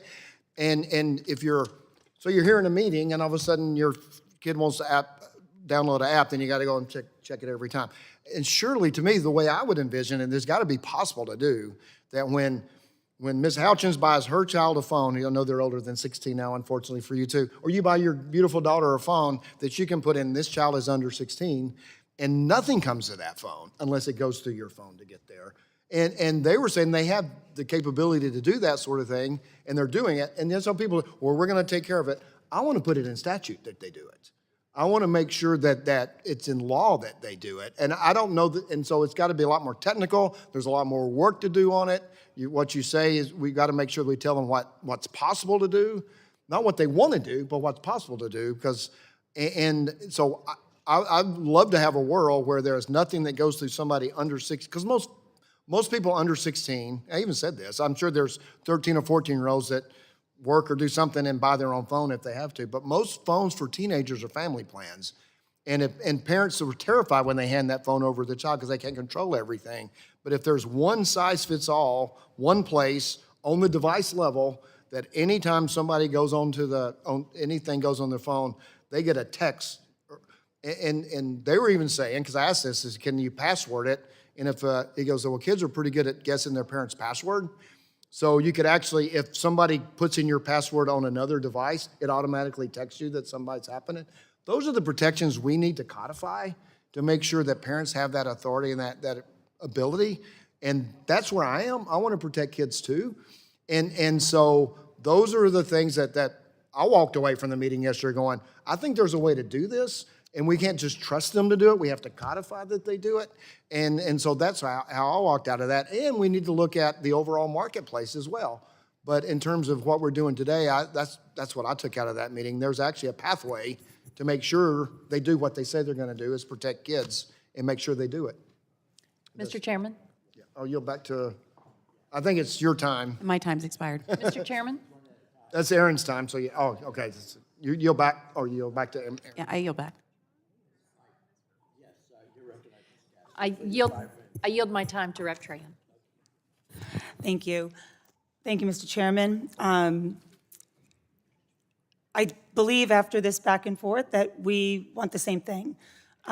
We want choice for our parents. We want protection for our kids. And there's no reason why we have to wait much longer. We do have a referral on this bill to this committee. As Congresswoman Kamick pointed out, the majority witness spoke very highly in terms of endorsing this bill. I know that kid safety advocates have written to you directly about prioritizing this bill as the best path forward to ensuring that child-safe apps on a child-safe store could be something that we don't dream about 5 years from now, but is something that we can put into place very quickly. And so having the debate around, look, there is a lot of innovation in the space for children's safety, and we don't want to thwart that by maybe defaulting to Apple coming up with a kid-safe store. Common Sense Media, so many others that contact us. They understand how to curate, how to rate, how to evaluate children's safety in an app and in an app store.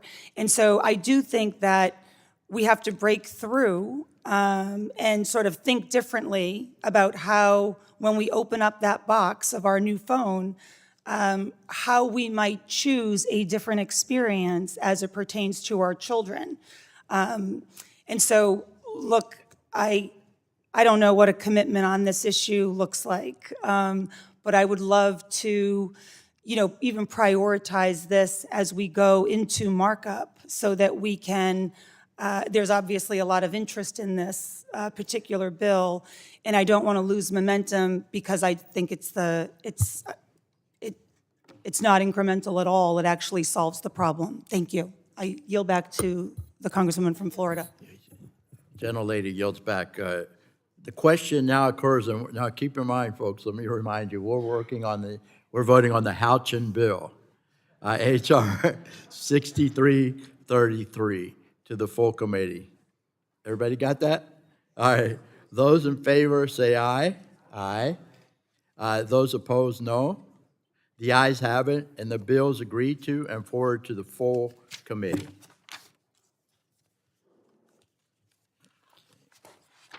The chair calls up HR 6292 and asks the clerk to report.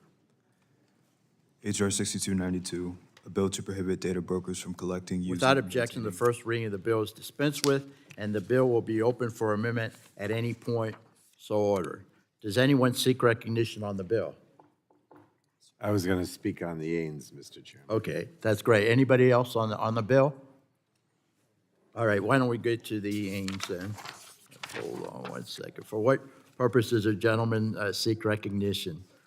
I move to strike the last word to speak in support of my amendment, which is the Ains H 6292 ANS. The clerk will report the amendment. Amendment in the nature of a substitute to HR 6292, offered by Mr. Pallone of New Jersey. Without objection, the reading of the amendment is dispensed with, and the gentleman is recognized for 5 minutes in support of his amendment. Thank you, Mr. Chairman. This is a Ains for the bill, Don't Sell Kids Data Act. Data brokers collect and sell billions of data points on nearly every consumer in the United States, including children. Kids and teens are largely powerless to stop this mass harvest and trade of their data. We simply should not allow nameless data brokers to profit off of our kids' data. I continue to believe that we must pass comprehensive privacy that protects the data of all Americans with heightened protections for our children and teens, because children and teens' personal data should be protected regardless of the source. However, it's particularly outrageous that data brokers without any direct relationship with their subjects are covertly amassing and selling the data of our children and teens for profit.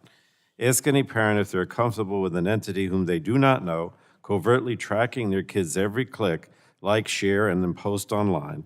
And ask any parent if they're comfortable with these entities then selling detailed dossiers about their kids' interests and personal information to the highest bidder. I think you'll receive a clear, resounding answer. Kids' personal information is not a commodity. It must be protected, and this makes it imperative to do what we can now to prevent data brokers from exploiting the personal data of our kids. So my bill, as I said, the Don't Sell Kids Data Act, will prevent shadowy data brokers from selling minors' data and allow parents and teens to request the deletion of any data already in the hands of brokers. Our kids deserve the right to enter adulthood with a clean slate, not a detailed record of their every activity or preference that will follow them throughout their adult lives. Now, I appreciate Chairman Guthrie's willingness to work together towards a solution to this pernicious problem plaguing our kids and on the broader set of bills we're considering today. This amendment, in the nature of a substitute that we're considering now, will take steps towards a bipartisan compromise that will protect our children. And we should build upon our bipartisan success last Congress in stopping the free flow of all American sensitive data to our foreign adversaries, and recognize that the information of our children and teens requires protection from covert exploitation by data brokers as well. And that's exactly what this bill does. I urge my colleagues to support the aims and then support the bill. And with that, Mr. Chairman, I yield back. Chairman, the ranking member yields back, and now recognize Mr. Evans for his 5 minutes on the amendment. You're recognized. Thank you, Mr. Chairman. And I, of course, want to start by thanking the ranking member for your initiative and leadership in the kids' online safety space. But I am speaking up on behalf of law enforcement as a former cop to express some concerns with the piece of legislation in hopes that this bill can be substantially improved before advancing further in the legislative process. As I mentioned earlier, I was a police lieutenant for my agency in the Denver metro area for a little bit over a decade. And I personally worked and know many cops that worked kidnapping and human trafficking cases involving minors during my time in law enforcement in the Denver metro area. And so I've seen firsthand just how valuable having every single tool available is to aid in an investigation that actually makes a difference in these horrific cases.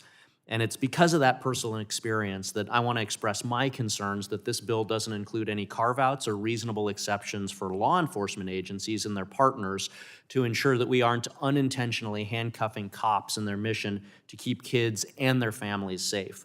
To illustrate this point, I ask for unanimous consent to enter into the record a letter from the National Sheriff's Association. Without objection, so ordered. Thank you, Mr. Chairman. This letter shares my sentiments in admiring the bill while still seeking improvements. In part, the letter from the National Sheriffs reads, "The National Sheriff Association members depend on third-party data and analytics which supply essential investigative tools needed to do our job. This bill provides no exceptions for our members, their suppliers, and their mission to protect children and investigate crimes against them." And so it's with that spirit and this testimony that I want to express my reservations and ask to work with members of this committee on both sides of the aisle to make meaningful improvements to the legislation through the regular order process. The men and women who work tirelessly protect our kids and our communities and our kids themselves deserve nothing less. So thank you, Mr. Chairman. Yield back. Gentleman yield to me. It's your time, Mr. Evans, will you yield to me? Yes, I yield to the chairman. Thanks. I just want to say that, and thanks for the ranking member for offering this. I think all of us want our children's data protected. I think it's extremely important we do. And I know our staff's working together has got where we are today and just really done well working together. We really appreciate that.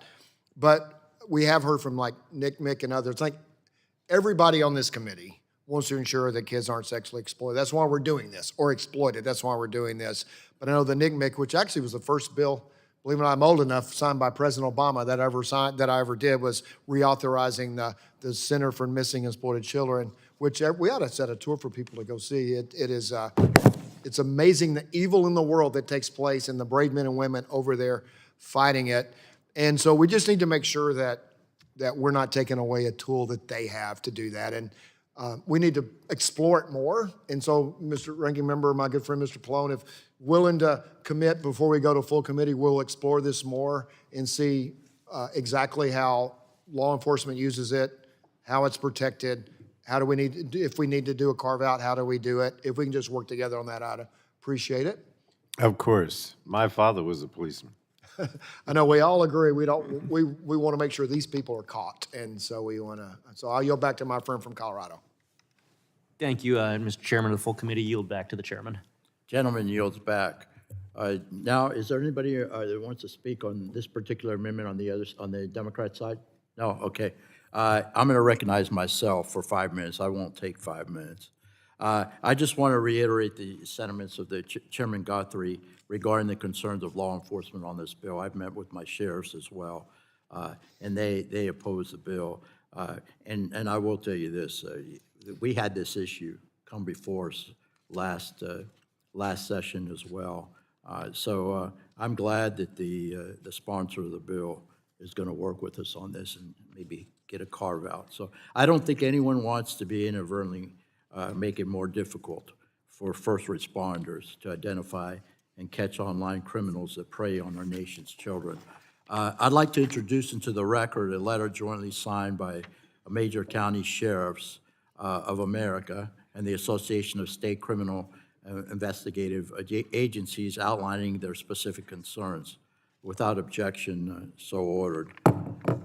Again, I appreciate the sponsor of the bill working with us on this. It's very, very important.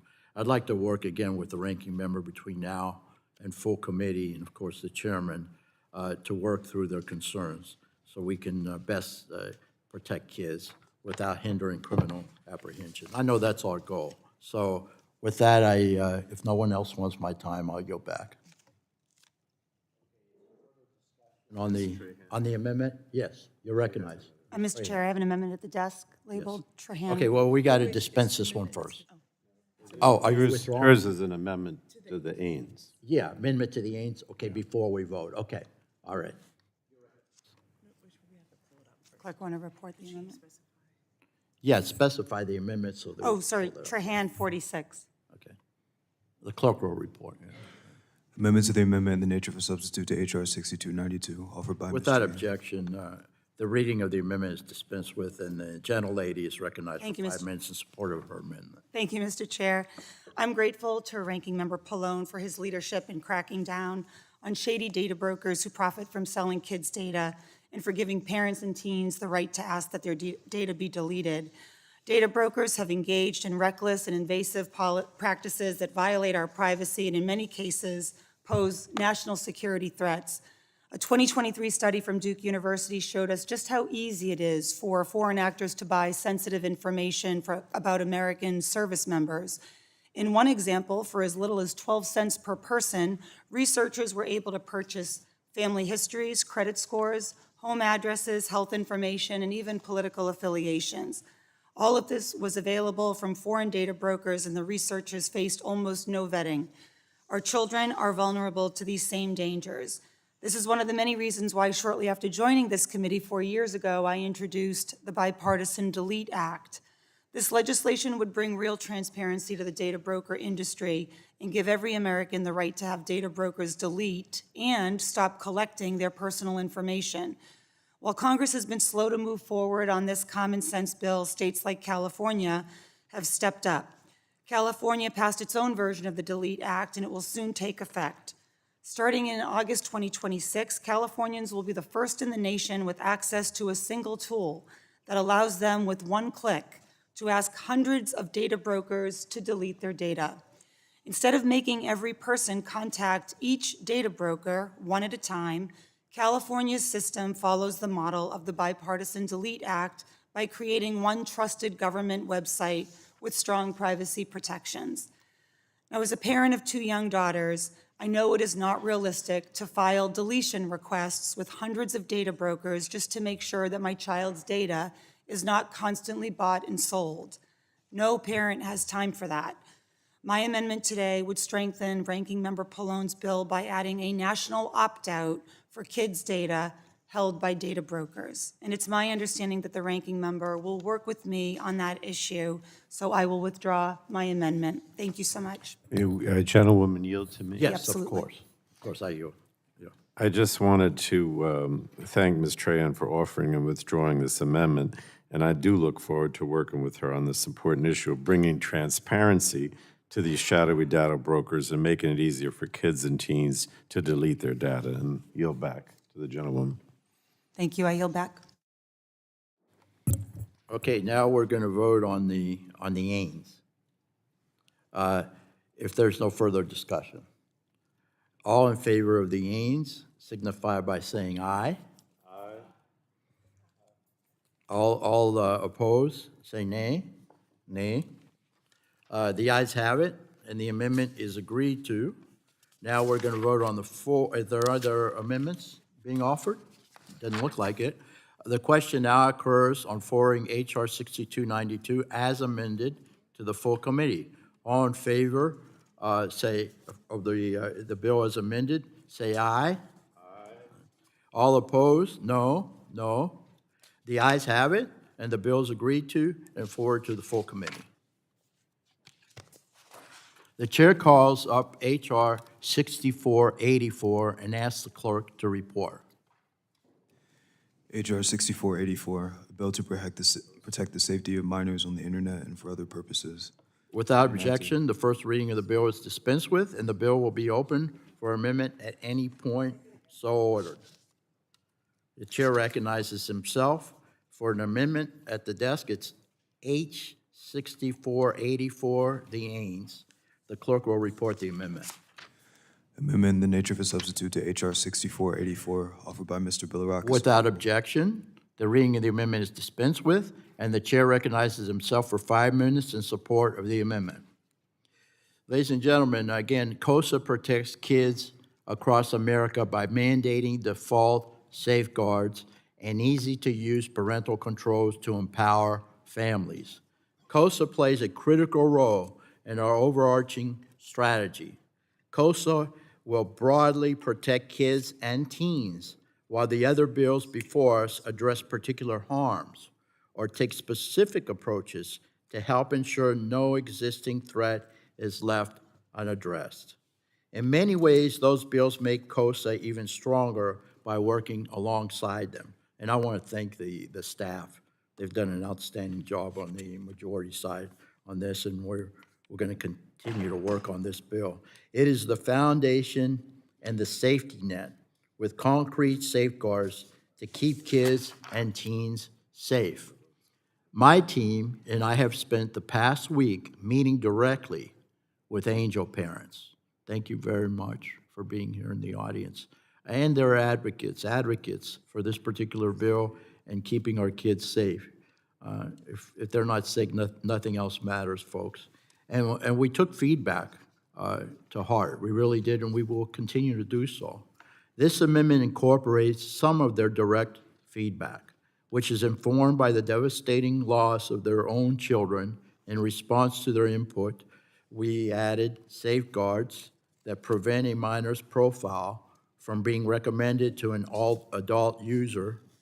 We restrict sharing of minors' geolocation data and ban the use of design practices that limit a parent's ability to benefit from the bill's safeguards and parental tools. We also increase transparency to the public by requiring the audit to include the types of harms reported, not just the number of reports, requiring certain information in the audit to be made public, and by extending the duration of the Kids Online Safety Council from 3 years to 10 years with a required report every 2 years. To the parents who have shared their stories, we heard you, and we will continue to hear you. And these changes were a direct result of your testimony to us. And I'm going to meet with parents afterwards as well. No other feedback is reflected in this amendment except yours, the parents. We are deeply appreciative of your advocacy.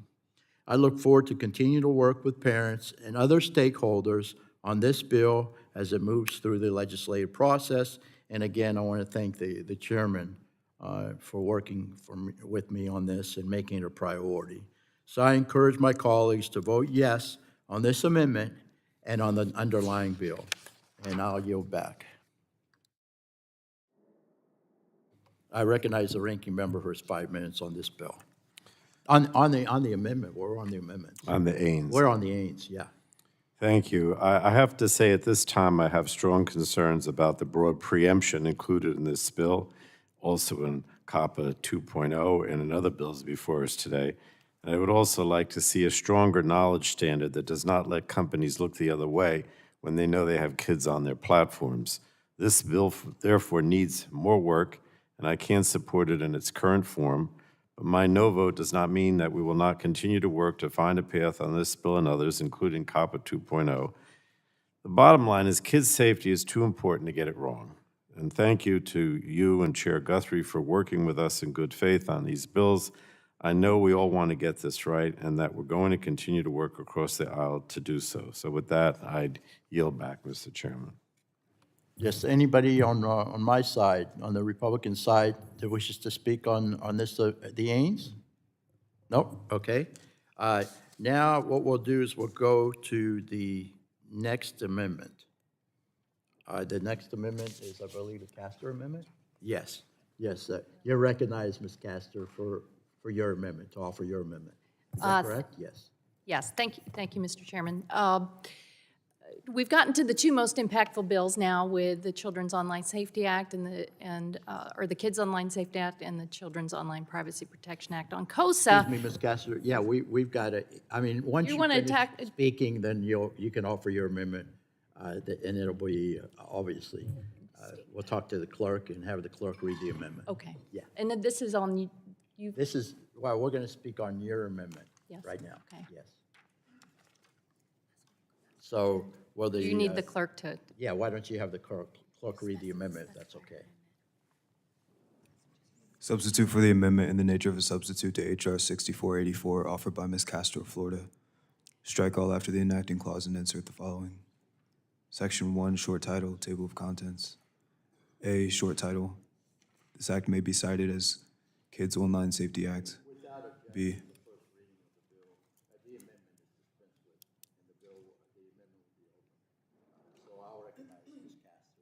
Thank you, Mr. Chairman. And I really want to thank the parents and the young people and the advocates who have worked for years to push this committee and this Congress to act to protect kids online. This really does come after many years of hearings and education by members of Congress on how we protect kids from physical and mental harms, from suicide, from bullying.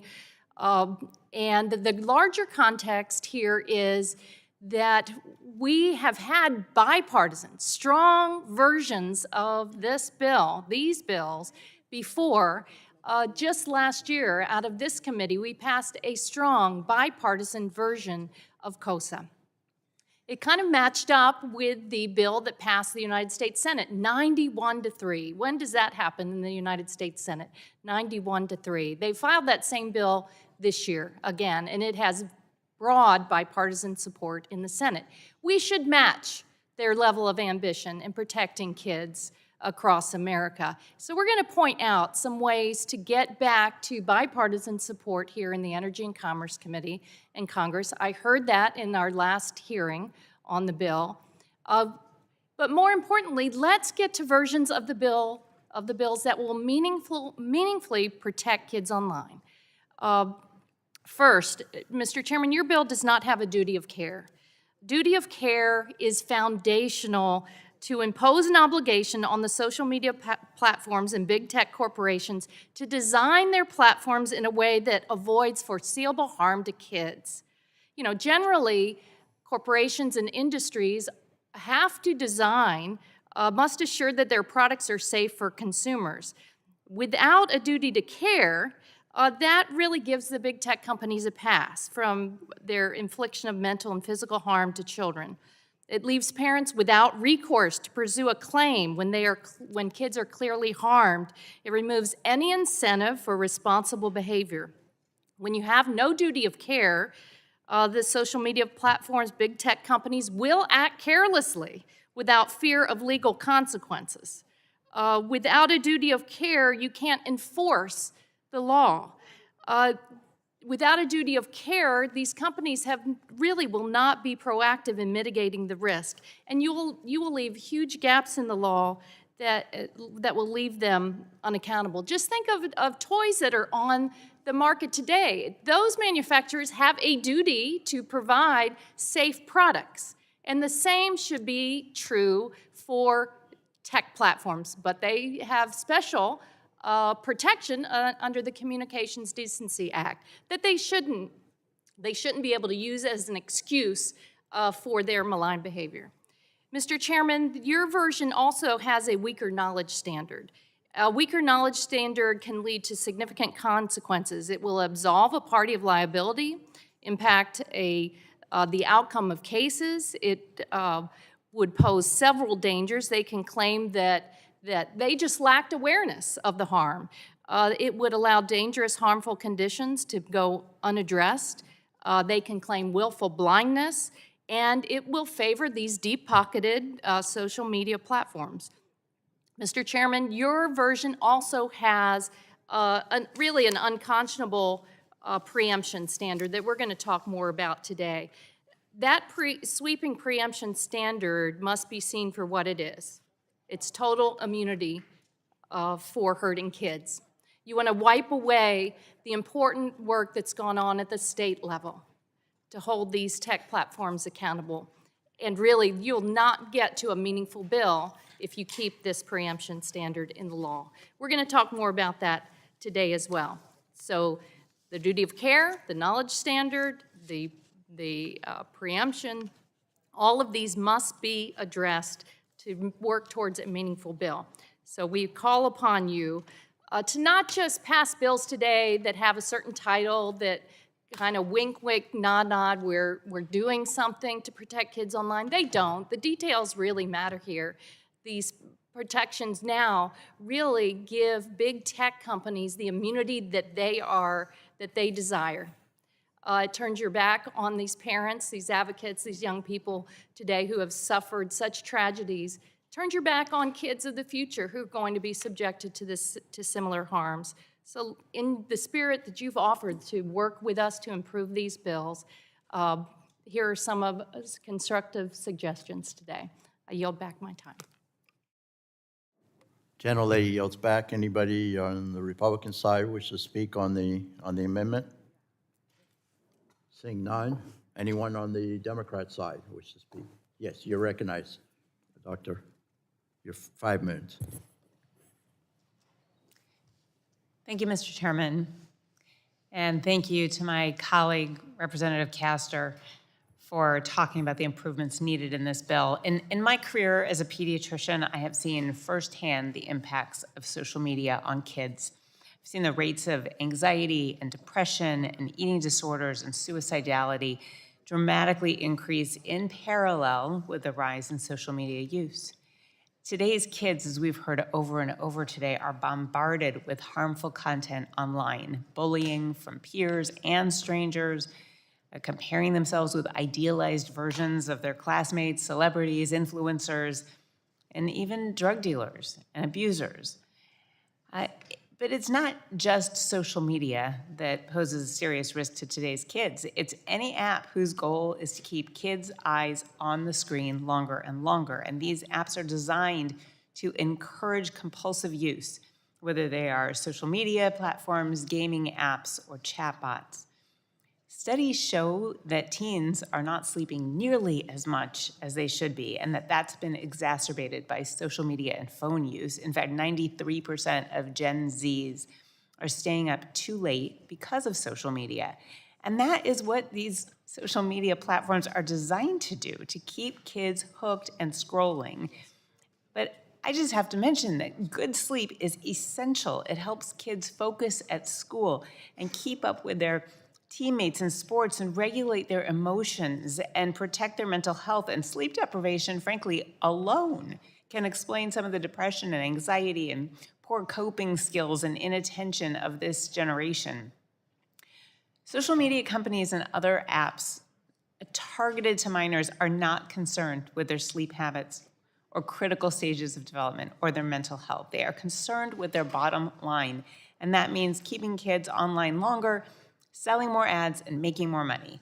And that is why it is so critical that we pass legislation to protect kids from the algorithms and the apps that are specifically designed to keep their eyes on those screens as long as possible. And this watered-down version of Kids Online Safety Act simply does not cut it. The bipartisan COSA text that I was proud to help lead last Congress would create a duty of care for big tech to ensure that they actually prevent or mitigate the harms that they are causing to kids. Big tech companies design their platforms to maximize the amount of time that kids spend on the screen and in the app, and the bipartisan COSA text would require those platforms to turn off the personalized recommendations that target kids individually by default. They'd have to opt in and not opt out. Importantly, it would force big tech companies to change the part of their platform's design that promotes compulsive use of the app for minors.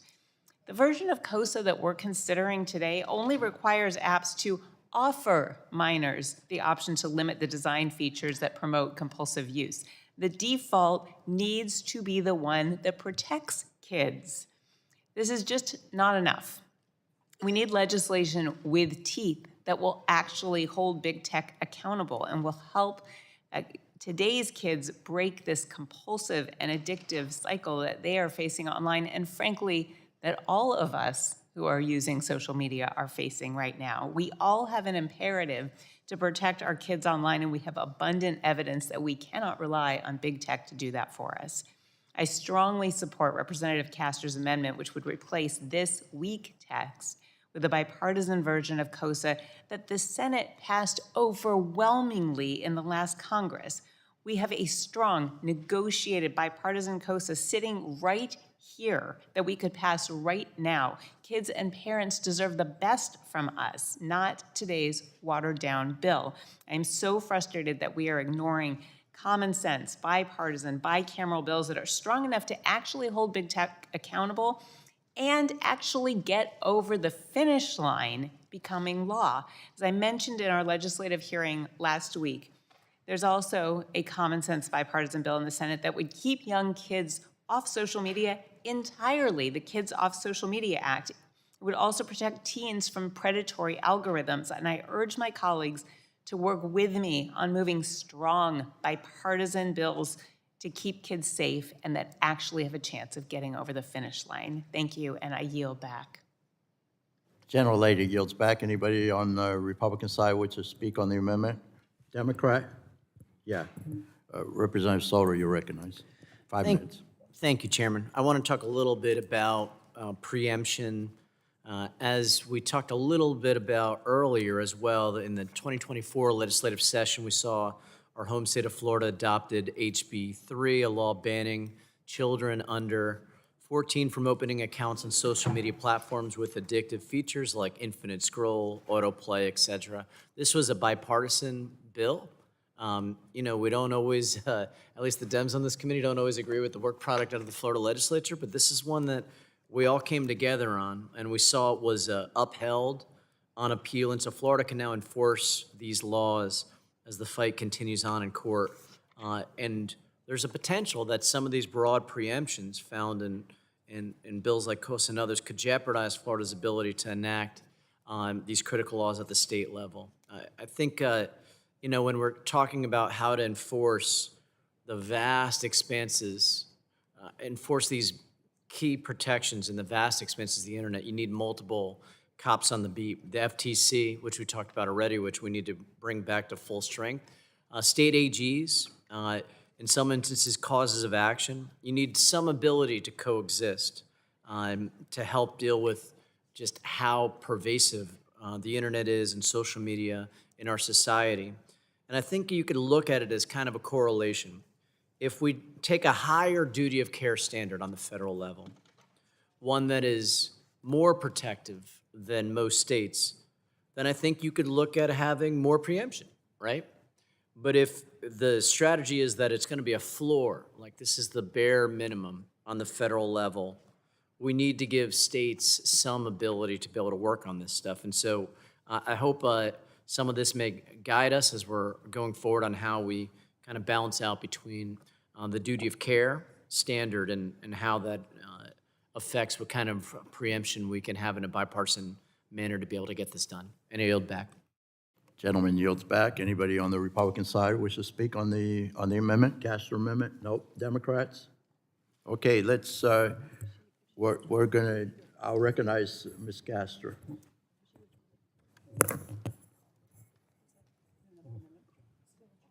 Okay, I'm happy to withdraw the amendment. You're withdrawing, okay. And again, I want to work with you on this. We've worked on this bill in the past, and we've worked on it a couple weeks ago, and again, I'm not going to turn my back on anyone. You know that. I think we can You get know back better to, than I that. think You we know can better get than back to a strong bipartisan version that has broad Okay. support. We'll work on it. Thank you. This is, we're in the process of getting the best bill we possibly can out of committee. Thank you. Any further amendments to the Ains? Mr. Trahan, you're recognized for 5 minutes, please. I have an amendment at the desk labeled Trahan 44. Yeah, the clerk will report the amendment. Amendment to the amendment in the nature of a substitute to H.R. 6484, offered by Ms. Trahan of Massachusetts. Without objection, the reading of the amendment is dispensed with, and the gentlelady will be recognized for 5 minutes in support of her amendment. Thank you, and I won't take up all of that time. My amendment creates a safe harbor that allows public interest researchers to study online platforms in a privacy-protective way. It makes clear that researchers can collect publicly available information from social media platforms without worrying that they are violating a platform's terms of service.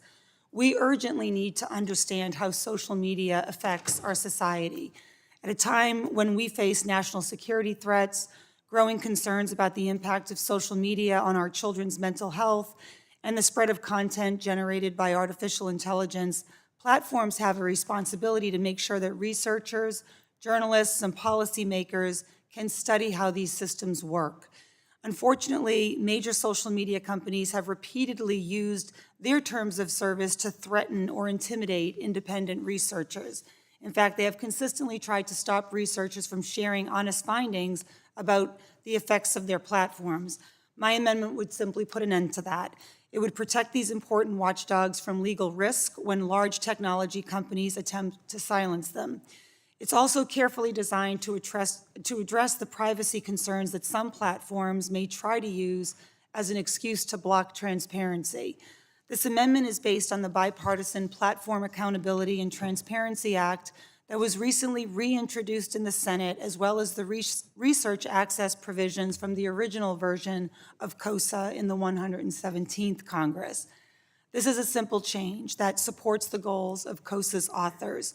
However, I will withdraw my amendment today with the understanding that the chair is willing to work with me to address legal safe harbor provisions as we did when we marked up COSA last Congress. With that, I withdraw my amendment. Gentlelady withdraws her amendment. Any further discussion on the Ains? Okay, so if there's no further discussion, then the vote occurs on the Ains, the amendment.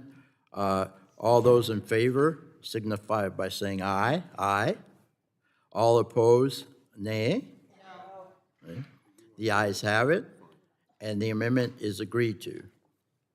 Now we're going to vote on the bill as amended.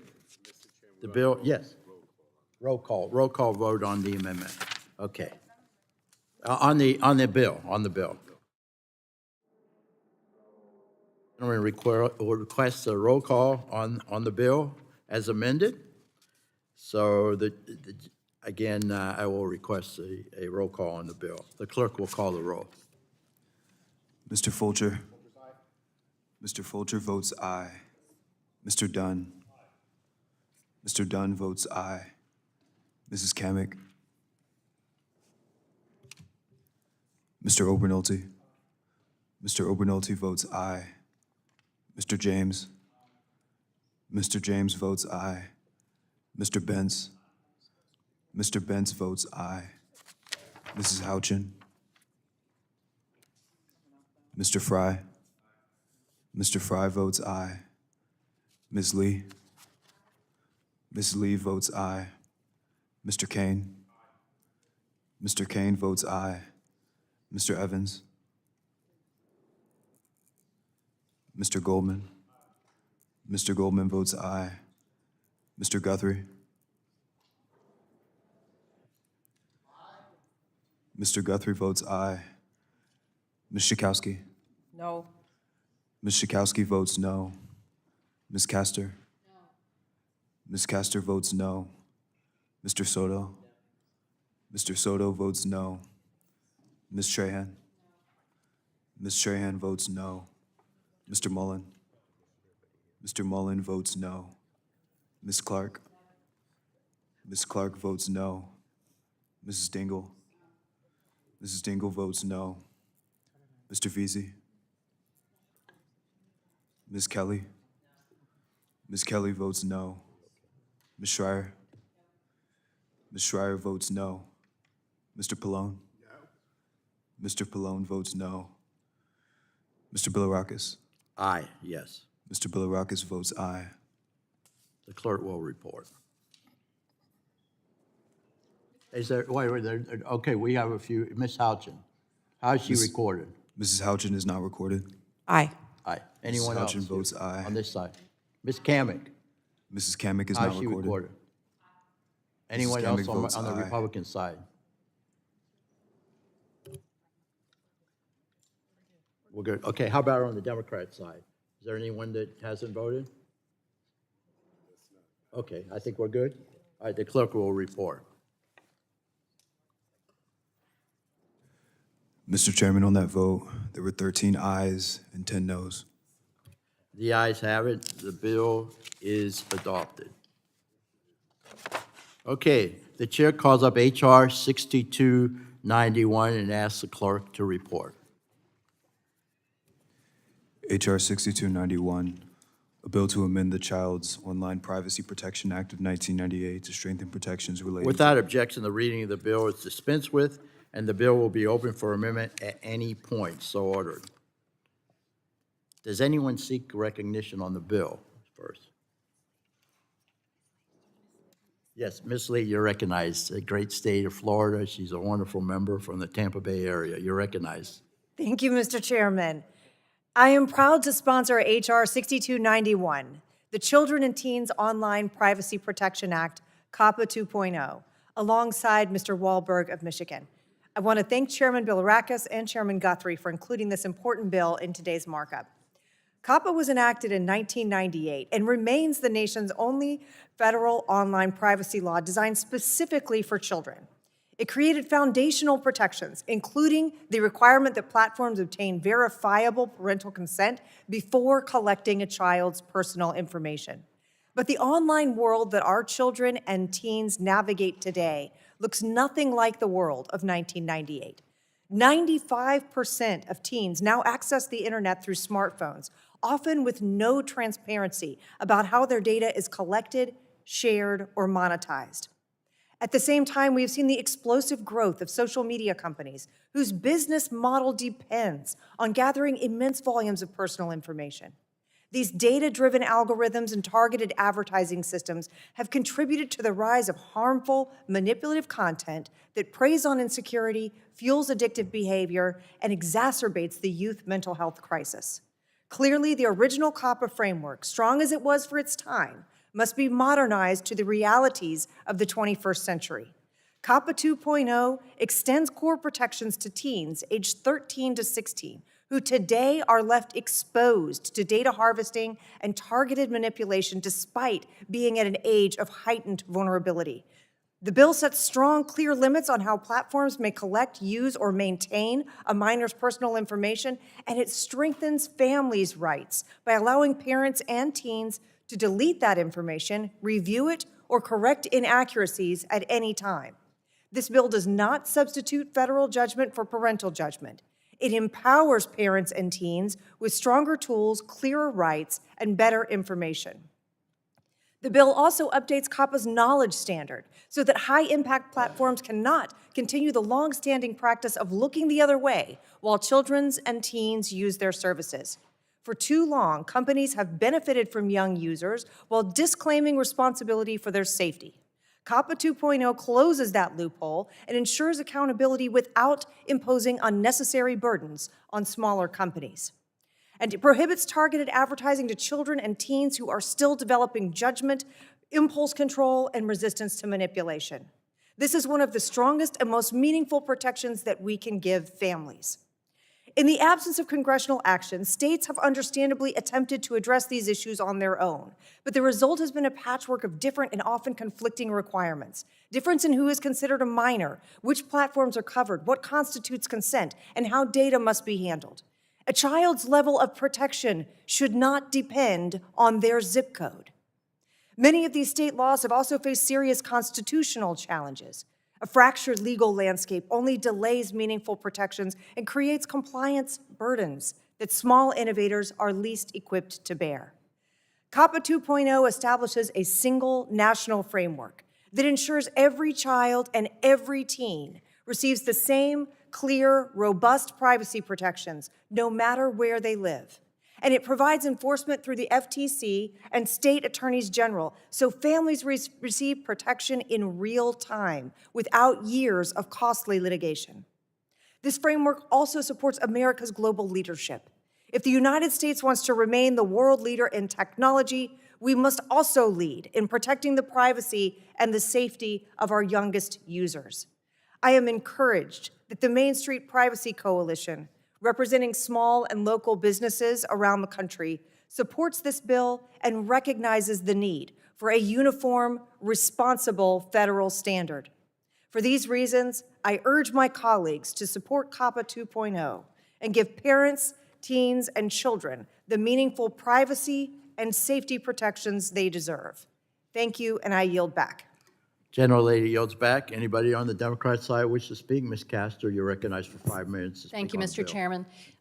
Members, this is a gutting version of the Children's Online Privacy Protection Act. It really turns the back of Congress on families.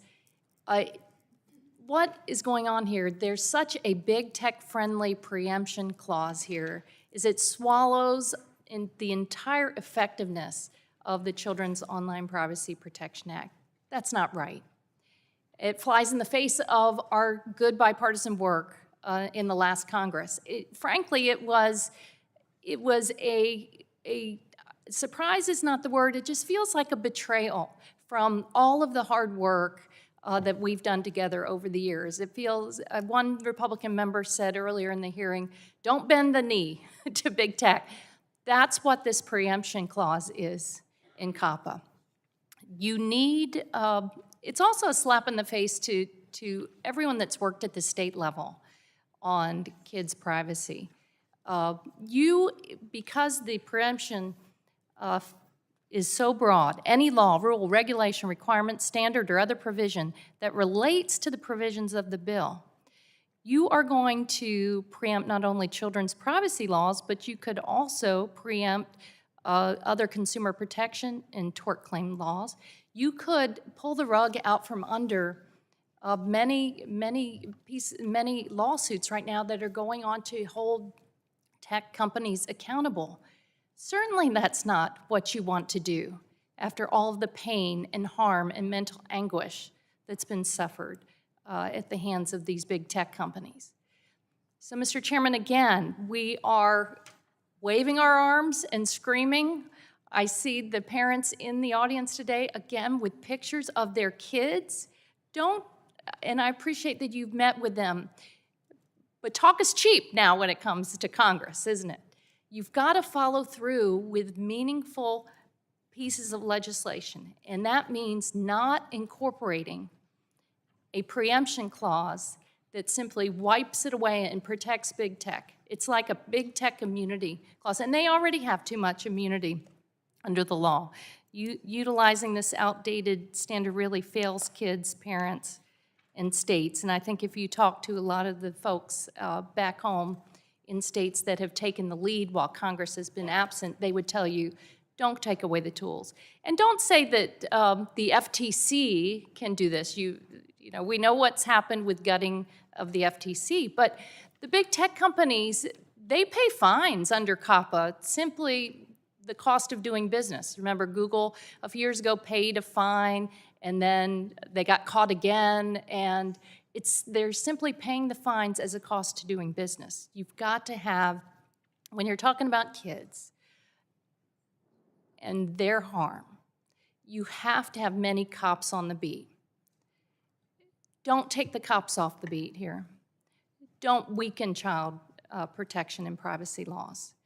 When it comes to COSA and COPPA, kids deserve better than the versions of the bills that you've advanced. And I've heard you, and I didn't come in with my hair on fire today, although I certainly appreciated Ranking Member Schakowsky's opening remarks, because it is a bit outrageous. But in the spirit of working together to get back to the strong bipartisan versions of legislation that we passed out of the committee last year, that is already moving in the United States Senate, and based upon what I heard in our last hearing, broad bipartisan support, and I heard it as we discussed all of the other study bills today. I think that we need now to show the intestinal fortitude to stand up for our kids and families across America and make sure that they have adequate protection. I know big tech has outsized influence here. They have outsized influence at the state level too, but God bless those states and legislators who have found it and have been able to stand up to their lobbying and everything else they do. Let's find the same. Let's work together in that same spirit and come down on when we return next year with stronger versions, COPPA and COSA, incorporating a lot of the good ideas, bipartisan ideas that we've heard today. I yield back my time. General Lady yields back. Any discussion on the Republican side, Democrat side? No further discussion. The question now occurs on forwarding H.R. 6291 to the full committee. All those in favor say aye. Aye. Those opposed? No. Okay, the ayes have it. Yeah, you would like a roll call. A roll call vote has been requested. The clerk will call the roll. Mr. Folger. Mr. Folger votes aye. Mr. Dunn. Mr. Dunn votes aye. Mrs. Kamick. Mr. Obernolte. Mr. Obernolte votes aye. Mr. James. Mr. James votes aye. Mr. Benz. Mr. Benz votes aye. Mrs. Houchin. Mrs. Houchin votes aye. Mr. Fry. Mr. Fry votes aye. Ms. Lee. Ms. Lee votes aye. Mr. Kane. Mr. Kane votes aye. Mr. Evans. Mr. Evans votes aye.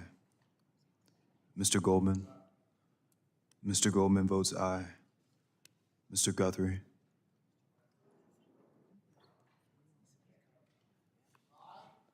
Mr. Guthrie votes aye. Ms. Schakowsky. No. Ms. Schakowsky votes no. Ms. Castor. No. Ms. Castor votes no. Mr. Soto. Mr. Soto votes no. Ms. Trahan. Ms. Trahan votes no. Mr. Mullen. Mr. Mullen votes no. Ms. Clark. Ms. Clark votes no. Mrs. Dingell.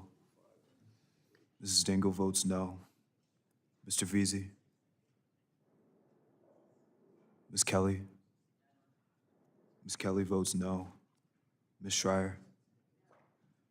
Ms. Schreier votes no. Mr. Pallone. Mr. Pallone votes no. Mr. Bilirakis. Mr. Bilirakis votes aye. Mrs. Kamick is not recorded.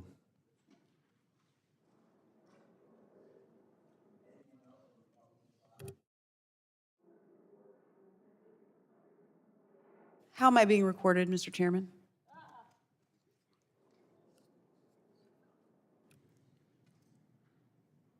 How is Ms. Kamick recorded? Mrs. Kamick is not recorded. Yay. Mrs. Kamick votes aye. She votes aye. Anyone else on the Republican side? How about the Democrat side? Anybody wish to be recorded? We're good? All right, the clerk will report. Mr. Chairman, on that vote, there were 14 ayes and 10 noes. So the bill passes. Without objection, staff is authorized to make technical and conforming changes to the legislation approved by committee today. So ordered. Without objection, the committee stands adjourned.